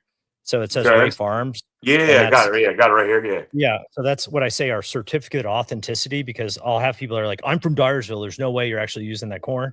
Like, well, if you're from Dyersville, you know the Rays. And because I mean, for me, this whole brand, the corn is the celebrity. And like we are telling the Rays story as much as the corn story. And then what we do is just fill the baseball part with your local guy. It's not me. It's whoever the local guy is. And, that's kind of the cool part. We can kind of rotate mascots behind the true celebrity. Now, do you go out there for the whatever the Field of Dreams series or the Field of Dreams game? Yeah. Okay. Yep. So we'll be out there this year. Went out there for the concerts last year. Okay. Yeah. Is this 100% with the corn from the field that in Dyersville, or is it a mix match? We blend that one. Okay. But yeah, so there's some of these are blended, but all the corn of any of our new fills, 100% of the corn is from the movie site. Nice. Yeah. Nice. So we don't use corn from anywhere else. Say it's the most famous cornfield in the world. And then what's the story behind the style of the bottle in terms of like square-ish or whatever so it's not rolling around? Yeah. So when I first started it, I just went into Total Wine and like stood like 15 feet back from the bourbon wall and tried to like figure out what stood out to me. And obviously unique bottle shapes was number one. And then like I noticed that like if you want to be at a premium price point, you got to have a broad shoulder.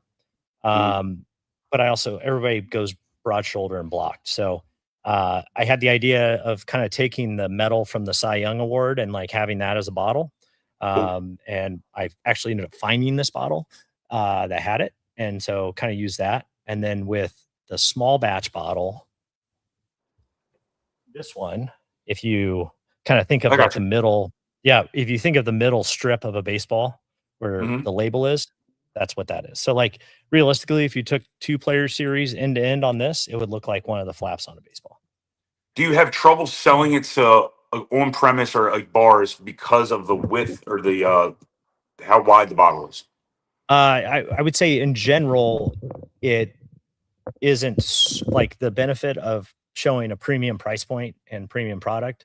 You get into trouble with that at whether it be larger retailers or, on-prem. We haven't really dove into much on-prem because the only price point that we would be able to play in on-prem is our small batch. So 95% of our business is off-prem at this point. Off-prem, yeah. But even then, though, like when you have a bunch of bottles, they're turning them sideways and they'll caddy corner them or whatever, a little bit. Yeah. So it's a fine line of like, like making sure that you're not trying to hog too much shelf space and all that. But gotcha. Part of the fun of the design challenge. Can we talk?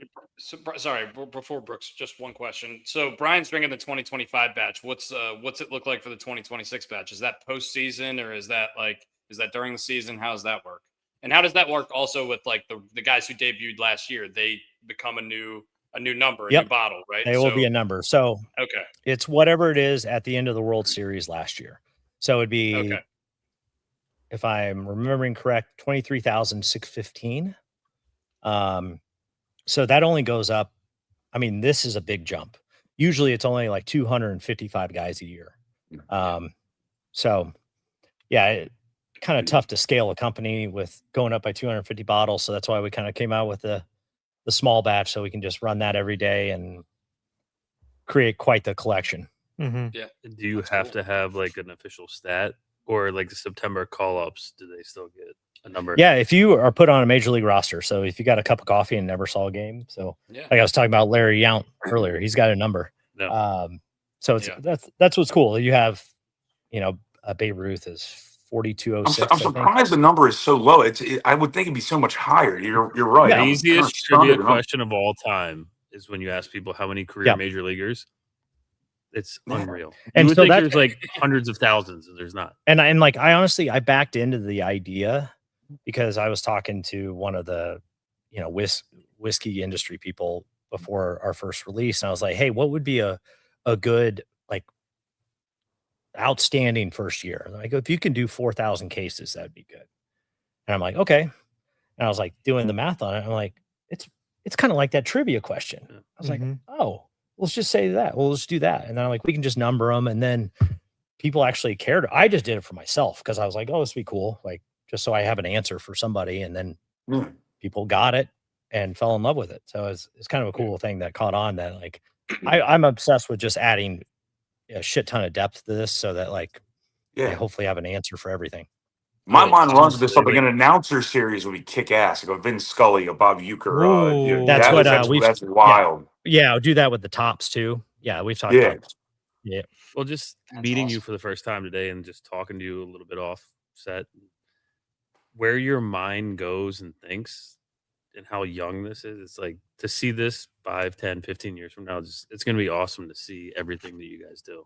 Thanks. So like just thinking about how much you guys think about. Yeah. Well, no, thinking about everything that goes into it, right? Like, there's some people will be like, all right, yep, you played in the big leagues, you just, going to start a bourbon company, whiskey company. Like, no, that's just you and your guys are thinking about everything. Yeah, I mean, like, we are doing it, like, and that's what, like, you see other brands that, like, sure, they'll have a name. Like, we're not out here saying like any of our names are carrying it. The name is carrying is Field of Dreams, right? And like, it's all our fault, whether something stinks or whether something's great. It's on us. It's as authentic as it gets of baseball guys making bourbon, and we're telling baseball stories, but also subtly telling whiskey stories at the same time. But yeah, that's I mean, for me, that's the key of the story. Is like, look, this is not. There's no ad agency involved in this. This is designed by us, produced by us. Everything outside of the distillation that we just tell them what to do. Like, it's baseball bourbon. Yeah. Can we talk about what you were working on this week? If you open the bottle and I don't know. James Earl Jones' voice comes out, that'd be great. Oh yeah. If we can't, yeah, he was working on something really cool this week. Yeah, we probably should keep an eye out for that here in the next year. Probably for the best. My mind immediately goes to like the secondary market, and I know that probably doesn't help you out much, but it gets people talking about it. Is like how cards grow, like how the rookie card for Michael Jordan or Ken Griffey Jr. is so expensive or so sought after. Like, can you imagine the people who are going to want the Connor Griffin bottle next year? Like Charlie Haley, and it will always be a different blend. I will pay anything for that. It's the scarcity, it's the supply demand. I mean, a bottle of Pappy 10-year costs a bottle of Pappy 10-year costs $64, but you can sell them on the secondary market for $500. Yeah. But I mean, that's always going to be a thing for us. Is like I always like if the secondary market stuff is a compliment, right? Like for us, it's not going to hurt. It's not going to hurt things if people like, because as we grow, we're in 13 states now, onboarding another 3. Like the player series is only going to get thinner. So that's kind of the fun part about it. Whereas now it's relatively saturated, but it's only going to thin out. And so that's the fun part where you get to start playing in that arena. But at the same time, at the shelf, I never want to price that into the consumer because I'm all about it being a win, because like we're the perfect gift bottle. And like if you don't want to overpay and over leverage the juice or the product. So if you make it a win, like you're like, hey, I'm going to get my dad a bottle, or, Brooks a bottle for, taking me golfing or something. Like you don't want to go pay too much for it. It's a good solid bottle that like, yeah, that's a good win. And if it becomes collectible, and then you run into the Pappy, right? Like, great. That's outside of the guys that want to mark it up. That's fine. But, given the average age demographic of a baseball fan, which I think is still in the low 50s, they have money to spend. Yep. Which is a good thing, as opposed to people who are watching curling, for God's sakes. Well, and that's the demographic that still drinks too. And they drink and they have a palate. They've developed a palate for it, either scotches or the brown waters, as I like to call them. So you're in the right you're right. You're in the right market and the right demographic. Yeah. And part of it too is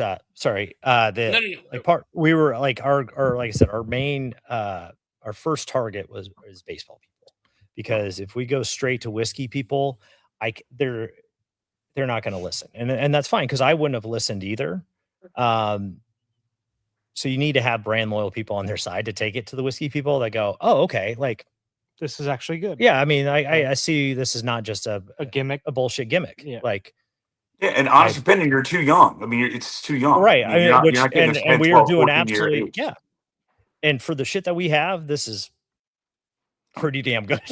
Like, I mean, because we can't speed time up, and so that's why we found different ways to play it so that you're getting a cool baseball story, good juice. You know, because in the end, you give us a couple more years, and we're going to have some really good stuff, but we can't rush it.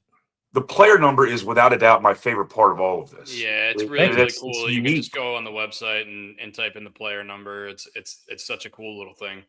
And the fact that you only have one per year is awesome. So that's like when he was talking on the secondary market, like last year, Paul Skeen's number, right? Somebody had that bottle. They hold on to 10, 15 years from now, and this grows. It's like, all right, at the Field of Dreams, 101. From 2024. It's a 101. From 2024, it was it's a 1 of 1. Yeah, you're right. His rookie one, yeah. And on top of that, then people, you know, that's why I fell in love with collecting bourbon, is because people drink it. So, like, if I see a church at a bar, I don't care what the price is, I'm going to buy multiple of it, because that bottle being depleted makes mine more valuable. Correct. And that's the goal, is for us to get to that point where people are like, oh, okay. Like, it's like buying gold. Yeah, exactly. It's a good way to justify it, though. Oh, dude. now you know all the shit I've been selling my wife over the years, right? Brooks, this son of a gun, had me going through Blanton's bottles looking for his son's birthday. I was ripping open boxes. I did, yeah. We do have Banks's what do we have? We have Banks's shit. Day he was born. Elijah Blanton. Craig 18. Okay. We have Elijah 18 or something. I reached out to my Blanton's guy and was like, "Can you just write on a bottle this damn date, please? Just do it." So, yeah. And then you can sell the barrels. See, the barrels, selling the barrels is a huge thing. I mean, that's a big thing, because people like to make furniture out of them. They like to have them as a keepsake. Oh yeah, I mean, we do sell. We have a guy here that so when the briefcase right there on the table is actually made from an old barrel. Nice. Oh, that's awesome. Yeah. So we got a guy here that does a lot of that. But also, this little turnstile table is awesome. Yeah, that's pretty sweet. So this is like a from the 70s. I mean, it's a well-known some furniture maker, but I found it on Facebook Marketplace. I fell in love with it and had to get another so that we could have a double Lazy Susan. This one, and can we pick up the old Fitz that's right there? Oh yeah, go. Do you guys? It's not going to break apart. I mean, it's old. Do you guys know Old Fitzgerald bourbon? Dusty? Not familiar. No, not really. I know it very well. So check this fucking thing out that he has sitting in here. What the fuck is that? I know. Is there a date on this thing? Do we have any idea? Is it 3 liters? Like it's on a little. I'm saying it's on a swing. Swing. It's on Yeah. yeah. It's a gallon. I'm not good enough. I'm not tight on my metric right now, but But I mean, that thing is. I've never seen that before. So that's my grandmother-in-law had that in her basement. Grandmother-in-law. There's a family tree fork. That's right. I was like, that is way cool. That's awesome. Yeah. What do we have on the? Who are the players on the wall behind? Right here. Behind you guys. Oh, dude, Yeah, you got Roberto Clemente right here. So is this your childhood collector's items or no? No. If you have Freddie Prinze Jr. on there, I'm losing my mind. From Freddie Prinze? This summer catch. Yeah. See? You mean Ryan Dunn? Ryan Dunn? Yeah, guy who had a flame on his fucking glove. Or Get that fucking glove out of here. You know, that was my alias on the road was Eric Van Leemer. Really? Are you serious? Yeah. For your hotel Okay, room? this Yeah. podcast just ended.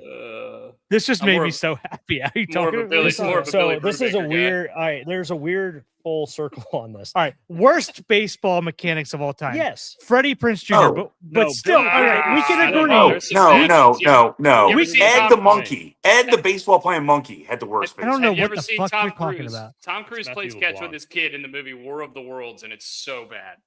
Regardless, So I'm saying Summer Catch is a well underrated movie, even though Don't the ever baseball say those words mechanics, again. the Drew baseball Storen? mechanics in that movie were rough. But Drew I Slade tell you in what, the- the Drew highlight, Slade in the Cape highlight Cod hair, League, too. leather pants, and vest, and $2 million from the Dodgers being chump change. In a flame Forget it. in a Yes, flame glove. Yeah. So the irony of all And he this. caught the grandstand on fire at the Yeah. Chatham A's. So I hate Corey every single Pearson is second the of this actor that conversation. played Eric Van Leemer and actually pitched at Ball State. Oh, And I didn't know that. my dad's first internship out of college was for his dad. What? Yeah.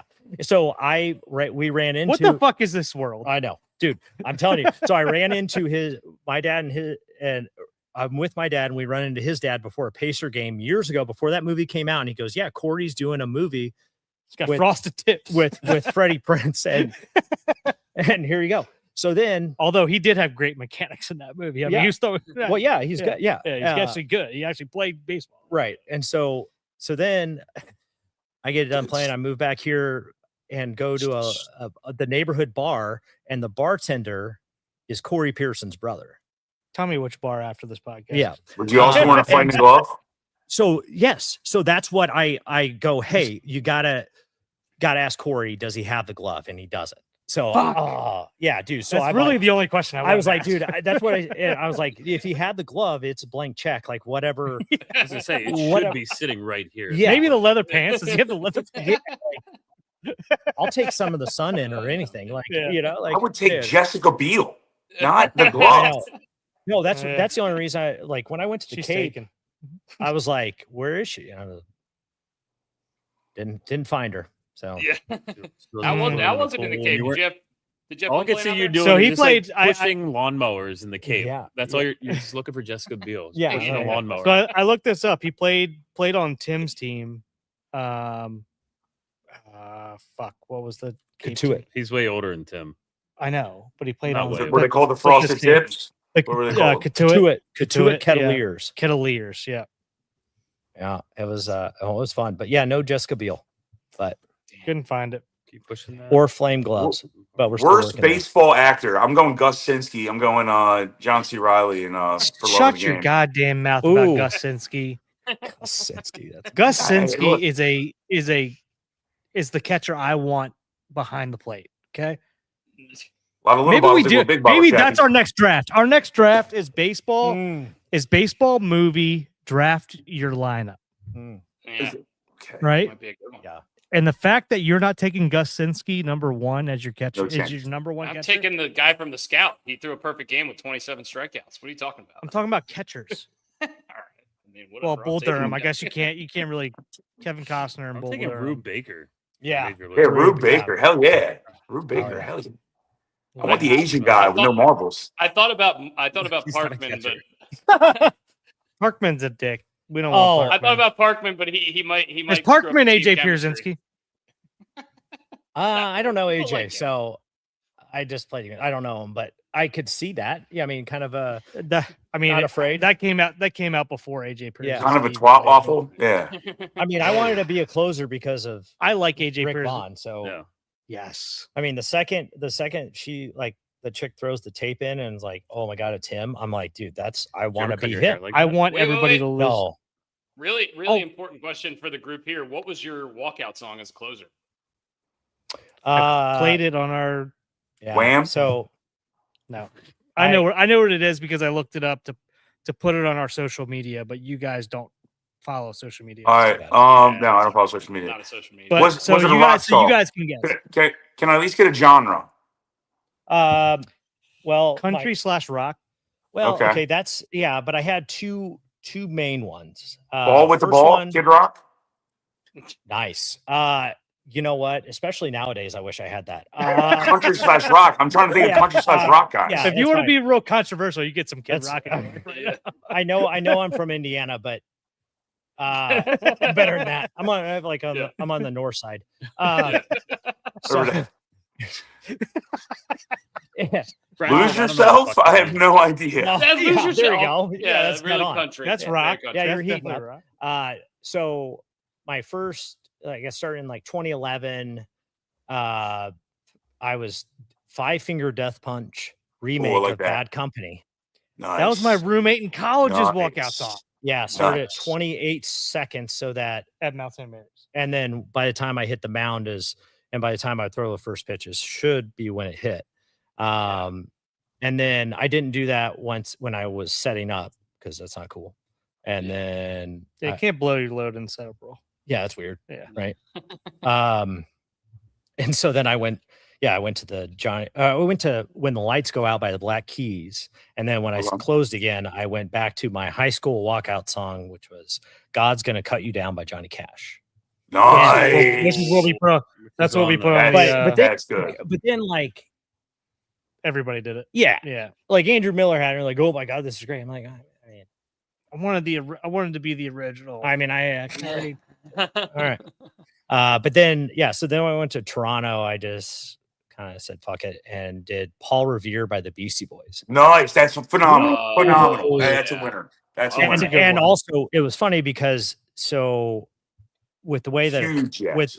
with the commercials, with the cutoff at 2:25 at the time, it would end with you thought this out, didn't you? I was gonna say when I said that Field of Dreams whiskey is calculated, this guy started the song at 28 seconds. This whiskey's in good hands. yeah. You guys Well, I think appreciate that. everything Yeah, else. I mean, It's this the is details, right? well, and so like with Paul Revere, it ended with they're after me for what I did to the sheriff's daughter. I did it like this. I did it like that. I did it with the wiffle ball bat. So, and that's when the cut was. Boom. Now, granted, Right now, I had Felix a touchdown Bautista's ERA got my there, but favorite. it was a great song. What's that? Man. Felix Bautista's got my favorite. He has the Omar whistle. Yeah. Oh, From yeah. The Wire. Yeah. Yeah. He just doesn't come out with a shotgun, which is nice. That's a Baltimore thing. Yeah, that's a It is a Baltimore Baltimore thing. thing. I mean, Duran's is pretty electric with the We- spider running Oh, around and the dude. fire. We and were everything. the- I'm Yeah. glad they're finally like I've always been a believer that they need to just make bullpen entrances like WWE. Like now 100%. they are. Yeah. well, but Closer. It should be closer, Closers. right? You had Do you John think all Rocker bullpen? sprinting out of the bullpen. Unless you have a personality like John Rocker. Wasn't who- it Heath Bell but he- that slid into the mound? Yes. Was it Heath Bell? Yes. Yeah, with San Diego. Yeah. Yeah. Yeah, it needs to be Sliding around. closers, I think, because I don't need like TJ McFarland coming out in the third inning to be a long reliever. And, Yeah. like, nothing against TJ McFarland. I'm sorry. no, you but just I turn feel it like- into like a Royal Rumble entrance where Yeah. you just kind of run out like and then just We don't need the bridge guy when we've gone Yeah. down Yeah. 6-0 in the first two innings. give the setup guy, give the setup guy in the I'll eighth. give you a setup. Like give me Brad Brock's give me coming out to 7, 8, Buster 9. Rhymes. Yeah. Yeah. Just dude, give me the last 3 innings in a hold or save situation, and Well, especially if you have like the 3-headed monster, right? If you have Yeah. like 7th, 8th, and 9th like Yeah. nailed down, like the Orioles, Send like it. Yeah. like for us, like the Orioles did for a while with O'Day, Brock, and Britton. Like If you you have like knew- store, if you have like Store and Clippard caps, maybe something like that. Big Bull Rider. Bull Rider. Like Carter caps, no, No, Matt Caps. Caps. Matt Matt caps. caps. Oh. A lot of Bucko caps. legend. Mhm. I think I would come out to win the Levy Briggs. One of my favorite, one of my favorite song. teammates. Really? Like Matt the Caps was? absolute one of the genuine best. dude. One of the threw best, so weird too. And he came out the But, Big Bull dude, Rider all but- the time. dude. Short arm action with Sank, dude. Well, But- everyone's going to that like shorter arm behind the ear. Yeah. And that just hurts my elbow watching it a little bit, to be honest with you. Yeah, I mean that's Don't what I fucking did throw when a I threw baseball hard. anymore. You're right. I I don't mean, if you, I yeah, don't give a fuck, but yeah, there's what makes you good makes you hurt, Yep. If Tim You're Tebow right. could throw like that, he'd still be in the NFL. True. or at all. Yeah. True. Yeah. Uh, Hey, you don't need to be embarrassed about anything. all right. We let's, have to. We do have another. We did. Did you ever cross paths with Brad Brock at all? Just outside of playing against him. Okay, I didn't know if I you was gonna guys crossed say, each you other guys- and then either in like an all-star game or like in Cincy. No, way to bring it up. I was never an all-star. So Oh, nice. Good work. We started man. controversy. It was major league controversy when he was like the setup guy. No setup guys or all stars. The year he went back to San Diego as an all star, and everybody's like, "Fuck this guy! Like, why is he in it?" well, I was gonna say, And he was lights out. yeah. Well, he should send Tyler Clippard some thank you notes for that. But, yeah. I That's was just like yeah, that's like one of Clip- his yeah. best yeah, friends. Clip paved the way for setup guys, man. Yeah. Yeah, because he was getting. I'll tell you what, Clip will live on forever just because of the World Baseball Classic that's starting Manny next Machado. weekend, boys. Yeah. Manny Yeah, Machado Jones robbing the catch. home run. I know it's not the greatest Tyler Clippard moment that he probably loves to No, relive. but of course No, he, he does, loves 'cause- that. Yeah, why wouldn't he? I mean, it was That's Adam his Jones, re- wasn't it? Adam Jones Adam robbed Jones, it. Yeah. Machado Did you just say hit it. Manny Machado? Manny No, Machado, Machado hit hit it. it. Oh, I Yeah, got you. yeah. Robbie Machado. Yeah, Okay, yeah. yeah. Yeah. So Yeah. you got Nationals for Orioles. throwing to an Machado, Oriole. American. Yeah. You had the Nationals throwing to an Oriole. Yeah. To an Oriole robbing an Oriole. That was pretty. And that pretty was freaking peak cool right there. too. Like that would have been 2014. 2018, 17, somewhere around there, No. I think. No, Was it? earlier. No, it was earlier than that. I Mhm. think. I could be got wrong. this. I'm on this. I'm the resident. Well, Hey, you're the only one what- in front of a keyboard, really. I have one. What do but we I'm think not. about ABS? How do we feel about this so far? Love it. Ooh. 2017 was the catch. Okay. Bang biscuit. Brian was right. How about that? Brian was Giddy right. up. Um, I haven't seen yeah, it yet. no, I in love play, like, live. I love it. I love I'm gonna love the gamesmanship of it. Like I love the idea of guys just being idiots and challenging something that's either a way ball or a way strike. Like I guarantee I would have missed. Everything looks like a strike. I never threw a ball in my entire career. So This is Like, why they're Michael not going to Jordan let never pitchers. missed. This is why they're not going to Yeah, let pitchers that's right. use it. that's right. That's right. They're like, Every manager would be like, if you fucking challenge, you're going But- into kangaroo court for thousands dude, of dollars. this I'm telling you, it's gonna Yes. be a new sabermetric stat for catchers is challenges. I agree. I 100% agree with you on this because you only get so many. Because think about it, like, because I like certain catchers, like from a framing standpoint, they at least- believe in themselves. well, Yeah. back in the day, would like they wouldn't frame something they thought was a ball, and so some guys that were Oh, that's not a strike. I'm not going to try. The lazy- I'm the gonna be lazy catch. respectful and not. yeah. And so like you know, Nowadays, like you can it's always tell. Like so that everything's a same strike. idea. But So nowadays everything's a strike with a catcher because it's Yeah. all the Oh, weird yeah. shit they do. well, they do like the down up. Well, the down up thing is new to me. Like that's all weird now. Because I don't think you played through that either, really, with the down up I mean, stuff. The, guy I threw- started. that just- I started. that just yeah, looks I- really yeah. weird to me. He's the Uh, gold standard of catchers. Yeah. And, Coming from a different angle, do you think umpires are going to get butthurt? no, Yes, I would. I think at first they think- will, but in the end, they're gonna.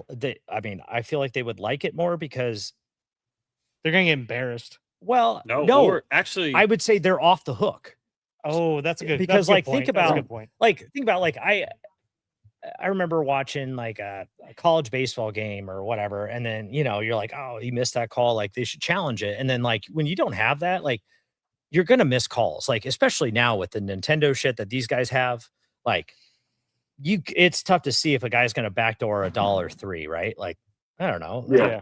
So like When I did think it, once when they did it get- cross the plate? yeah, I right? think like You know? once they get past the ego part of it, I think it's going to make everybody's life easier because it's going to rectify everything. Like I think that's this you can't half-ass replay or any of this stuff because when things are untouched, it makes it even more tragic when it's missed. Like As a fan, I agree with you.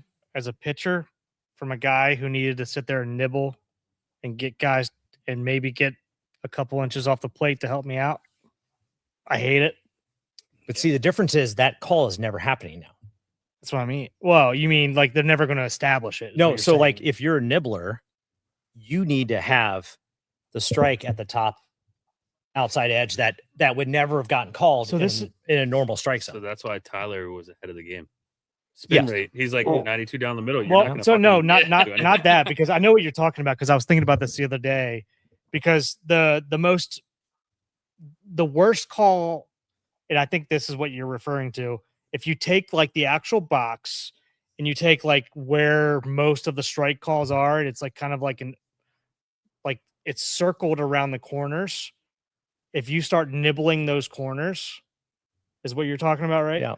If you start playing with those corners a little bit, that's what you would have to do. For lack of a better term, I know sex jokes, but if you start playing with those corners a little bit, like you are gonna get some calls, and you're gonna piss off a lot of hitters that think that's a ball, that it's not gonna be a ball. But and Brooksy, and I'm gonna go crazy example, and it's gonna be hard to get a barrel on some of these balls. When you have Aaron Judge and you have Jose Altuve, how does the box move? It's from your it's a percentage. Every player got measured before spring training, and it's a percentage from your knee up, however, with or without cleats on.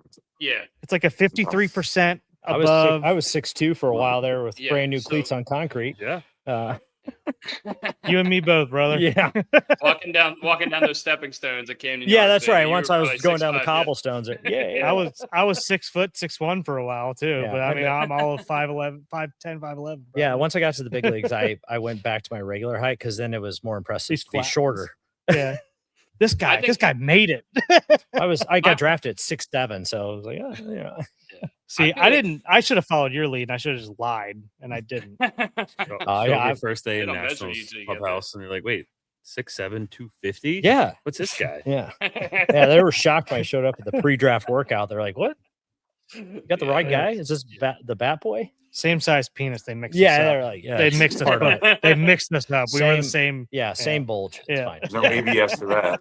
I think for most fans it's going to be jarring at first, but I think it'll be sort of like the pitch clock was. I think it'll be maybe jarring for the first month or two. I don't think it's that bad, dude. Like it's fast. It's not going to be jarring. It's fast. Yeah. It's already been done in tennis.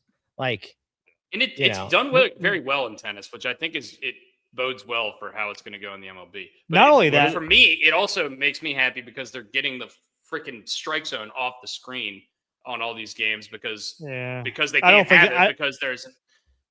I don't think that's going to come off the screen, buddy. It is. I want Joe West to come out of retirement just for this. Can't put it on the screen anymore because if the Astros see, sorry, I had to bring up the Astros, but if the Astros see it's at the bottom of the strike zone, they could challenge it real quick. You know what I mean? Like that box is not on the screen I guess anymore. You're right. Yeah. The MLB has mandated that it's not on the screen anymore. I guess you're right because I mean everybody has they have screens everywhere in the dugout now. So it's always driven me nuts because you're not watching the hitter and the catcher. You're just I don't know. Everyone's focused on that little square and it drives me nuts. So I'm glad that's gone. Speaking of like the technology in the dugout and shit like that, right? Like, so when you pitch, when did the whole iPads in the dugout? Was that after your time, right at the end of your? Because like, it's crazy to me that you get instant reaction. Like back in the day, it was all right. Scouting report. What's the next guy? What are they doing? Oh, they had had iPads in the dugout at the end. At the end, but like at the beginning, right in the height of your career, it was like that shit wasn't. Well, I mean, they had the video room down there. And they did, but it's not as instantaneous. Where like because you knew, like I knew at that time, like. As a bullpen guy, they were only scouting the closer. Yeah. Like if you were they knew your scouting report. Yeah. And then like, from a tipping standpoint, unless you had a 3-headed monster, they were only trying to get the closer on tipping. So, it wasn't nearly as crazy. I mean, honestly, the biggest thing now of why I wouldn't want to pitch is that the new pitching machine with the LED screen and like it can spit out exactly what you were throwing. Like, that's a nightmare. It's scary. That's a nightmare. In this facility, you should get one of those so we could have a couple drinks. Yeah, that's against like that's Paul good. Skeens. Yeah, you got $500,000 laying around. It's no, they leased them. I think they leased them. It's just a lease. It's just a lease. Yeah, we'll give it back when we're done. When we move to the new facility, yeah. We'll re-up. Nothing parties like a rental. Oh, that's all right, boys. Right there. That should go on a shirt right there. Yeah. Drew, we don't want to take up a ton of your time. Thank you so much for being so generous with your time and telling us about your great product and giving us some insights into the major leagues and a little bit about your career. Let's do this again. Really fun shooting the shit with you. Yeah, we've had a great time. If you have any closing remarks, anything you want to plug, or anything you want to talk about in specific Or about you want to talk shit about the Pittsburgh Steelers? That'd be great. or if you Oh, if you want to no. say anything at all, go ahead. Oh man, that's This is- a sore spot. Dusty, I will say I'm impressed with how better, much more charisma out of you than your brother, and obviously much more educated, better looking. I like, even though you guys are pretty similar. But I just wanted to clear up that I think I appreciate all this your son of hard a work bitch. on this. Yeah, This this son is we're clipping this. We're clipping Yeah. this. Yeah. This son of a bitch, I'm telling you. I appreciate. No, I that. appreciate it, guys. It was fun. Yeah, next No, time it's Dusty all comes, big Dusty comes out a couple times a year. So when he's here, Yeah, we'll Dusty. get together. Yeah, come on, clean it up. Clean it up. What Maybe we I'll done? cut my hair. Maybe I'll cut my hair. Don't do Who that. knows? You know what? No. Don't do that. Don't give in to mom's pressure. So great Dusty Rothschild story before we leave this, right? His Here we wedding, go. Caitlin. Oh, Came to the amazing. rehearsal dinner, long hair, walks in for the wedding, haircut. Oh, electric. Fucking awesome. up in Arcadia Nice. at the. I'll never forget that. We went golfing at X Golf, and you were like, "I'm going to get a Dusty haircut." walked in and I was like, wait, who's this guy? Is this one of your uncles White that we don't know Willow Farm. about? Yeah. Like, no, it's Dusty. I gave the speech like I was Mitch Hedberg because I was so nervous. I didn't want to sound like I was So like his looking hair around. was that length literally the night Oh. before the wedding. That's And he so couldn't good. An out of work wrestler. Yeah. And he's been growing it ever since. It's only been eight Right. years now. Yeah. 8. It feels like 8. Just keep saying 8. It's like it kind of looks like Tony Alright. Saragusa hair almost. Oh, R.I.P. I mean, that's a R.I.P. legend in my eyes. Goose. Thank Yeah. you. I'll I'll take tell it. you what, Goose, that's a the win. Goose, That's a Raven, win. and a Cole. Come on. It's a win right there. Yeah.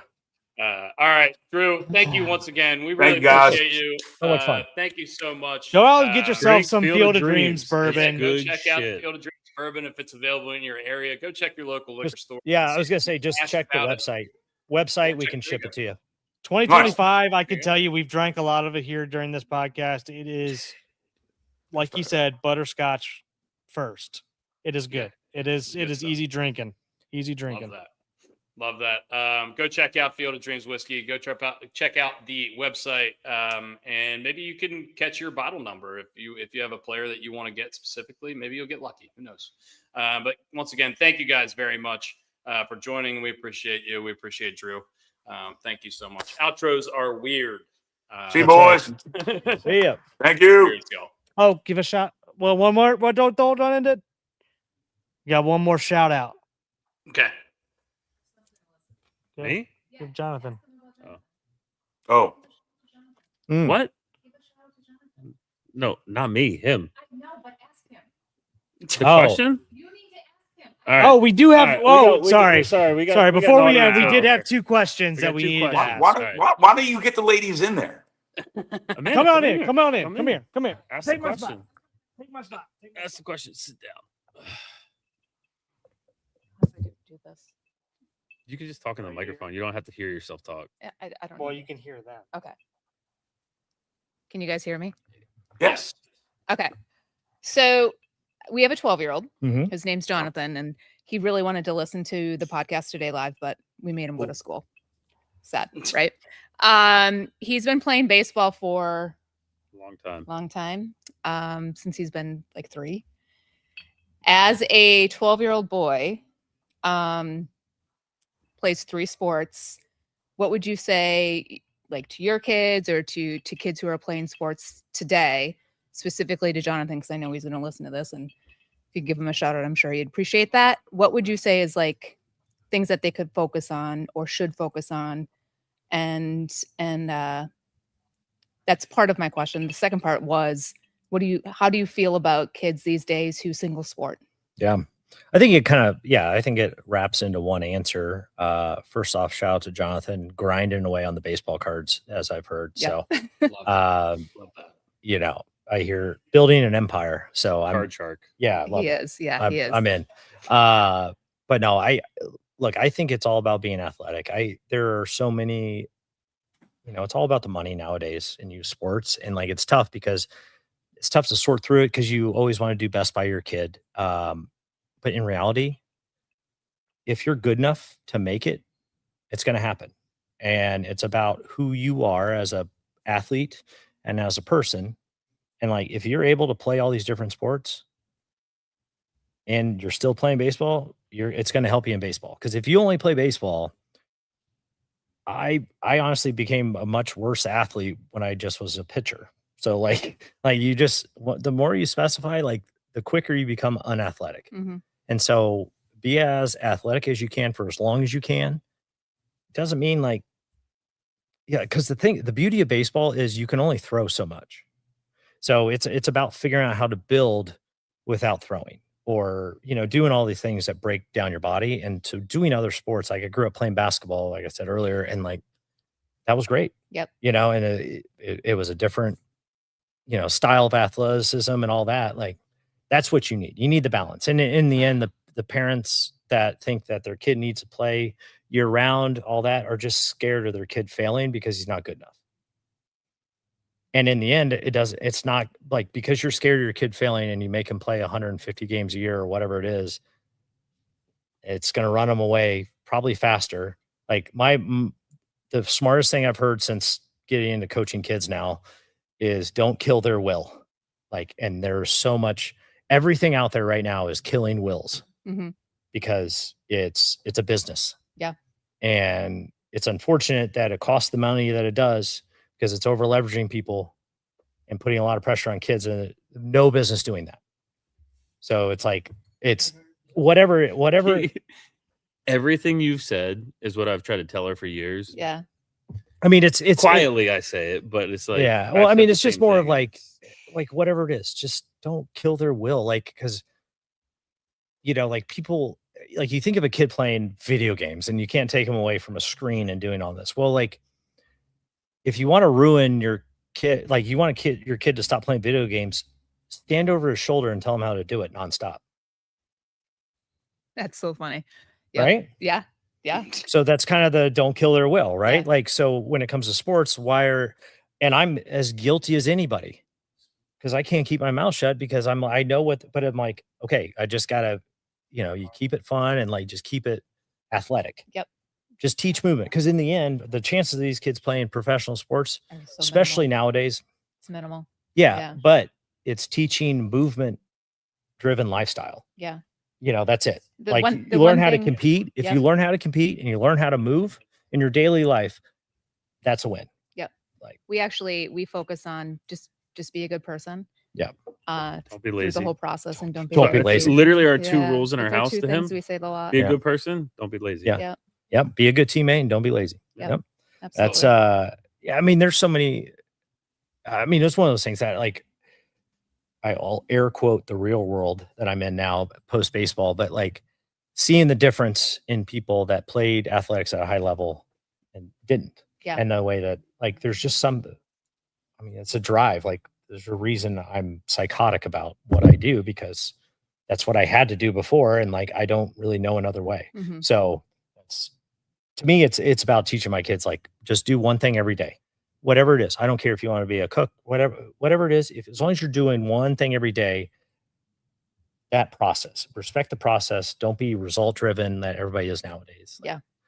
You know, and those fundamentals are taught across different sports. That's the beauty of sports. So you have like hockey, that is chaos, you know, like that, like if you turn the puck over, who cares, versus basketball. If you turn the ball over, it's the end of the world. Yeah. There are just different nuances that if you're able to handle the emotional roller coasters of winning and losing in those sports, you can handle the more than likely the brutal situations baseball is going to put you in. Yeah. I feel like baseball has been really great for Jonathan once, just from a mental standpoint, being a pitcher, he pitches, being that person on the mound who the game's on the line at a very young age, and you have to put yourself in a positive mindset to overcome anything. If you throw a bad pitch, if you throw 4 balls in a row and walk someone, it's been great for him. But the game is only as big as you make it in your head. Yeah. And so it's like the Hoosiers mentality of when he measures the goal. I hope you've seen Hoosiers. Yes. Okay. It's state law here in Indiana. We can't go on Hoosier State. We can't come here without watching it. Right? Like anybody watching right now, if you didn't watch Field of Dreams before this, oh yes, that's not real. But that was kind of here. Yeah, that was always the mentality I took. Was it doesn't matter what happened the pitch before. I mean, I say always. I had to still learn it emotionally, but it was fuck the pitch before. It doesn't matter. Yes. It doesn't change what I need to do. I need like my whole goal was I had to win 2 of the first 3 pitches. That was it. I didn't have to throw a first pitch strike. That would be nice. But as long as I win 2 of the first 3 pitches, more than likely I'm going to win the at bat. And that's the realistic goal of just simplifying things. Like, it doesn't matter who's up. It doesn't matter how many people are on base, obviously on other things. But in reality, if I just throw a strike, like the ability to minimize it. And like, I guess when I was out there in those games, I didn't realize the magnitude of it. And you never want to. And that's the key is you want to be delusional. The most successful people in life have the right amount of delusion. I've always said this, like, yeah, being around certain athletes that are just great, right? Like, you've seen them at all levels. They tick a little different, right? Like, there's something about them that it's just on a different level where it's like, all right, the average person that's playing whatever, but that's why there's your number 10 overall pick, right? There's certain shit that goes on in your brain that other people don't have, and you can't teach it. You can like go through experience and shit like that, but it's like being around people. It's like there's something different about them, and it's not necessarily. There's people that throw harder, faster, but they don't. I had no. I mean, dude, I probably had no business making it. I mean, it's not like I'm not a genetic freak, man. I worked my ass off. That was the thing. Like, I was very fortunate to learn biomechanics early in high school. Like, I was not an athlete. Like, I mean, I was curious at what point or what age do you realize that this is what I want and this is. I always knew I wanted it. Yeah. I just didn't. You always knew you wanted baseball. Was it? I mean, baseball or basketball, one of the two. Middle school, high school. At what point? Well, it became real. What I'm going to do. Yeah. Oh, I'm curious about for my junior year of high school. Okay. So like going into my freshman year, I went to one of those like junior, senior high school camps at Purdue. Okay. And I just went up there and pitched. I was throwing 73 miles an hour, flipping breaking balls, and like punching guys out because I wanted to walk on at Purdue. Family went there, like, that'd be cool. Like, I'm a small kid. Who cares? So then I grew a little bit, and then it was like mid 80s the next summer. I'm like, okay. And then my sophomore summer, I hit 90. I'm like, okay. And then some colleges were talking to me. I'm like, and then my senior year, like, obviously once I got to the point of being able to pick where I wanted to go to school, I was like, all right, there's a chance that this becomes a thing. It hit 94. And then, like once like the college process happened, then I realized like, this might be a thing. Yeah. So all these parents that talk to us in 4th grade, 5th grade, 6th grade, who are like, oh, my kid's going to go to college. She's going to be a pro. That's the stuff. Tell them to Google the numbers. Yes, it's so tell funny. them, you know what you should tell them? Grab a bottle of Field of Dreams whiskey and say, there's 23,000 people in the entire world in the history of baseball that have played Major League Baseball. Tell your kid to go fucking be a kid and learn how to play athletics. Literally and just be a good tell person. So many parents out there. I'm going to hand them a bottle of Field of Dreams whiskey every time. At a game, they sit there and talk. Tell your kid to go play wiffle ball. The reason I fell in love with pitching was because of wiffle ball. Oh, I love. I had neighbors that were dicks as kids, and that was my way of getting back at them was pitching. I enjoy watching the wiffle ball games in our backyard more than going to our son. And I love watching our son go play all of the sports that he's in, but the wiffle ball games in our backyard are probably most enjoyable. To me, they're just kids being kids, doing what they love. Because the thing is, at least for me, I didn't realize when I was young, like I would go play Little League and do all that, and then would go play wiffle ball and like, oh, this is really fun. Yeah. It was just a different fun, right? Mm-hmm. And then once I turned baseball into wiffle ball, then it became really fun. And I like, because that's really what it needs to be. And it's easy to fall into the trap. And there's just so much toxicity. Everything is a trap. Yeah. And just remember, so political. But and that's the thing. But remember, in the end, people put food on their table by finding talent. And now everybody has a camera. Oh. And all you need is a Rapsodo and you can get a job. I'm sorry, but at a 4th grade basketball game, the amount of cameras taping these kids play today, I'm sorry, it's ridiculous. And you haven't gone to a game in Indiana yet. Well, no, because we live in Minnesota. I know, but Yeah. if you see travel basketball parents in Indiana, Have you all We they're did just flag as bad football in in Minnesota, Scottsdale a though. couple weeks ago. They are just as bad Holy because shit.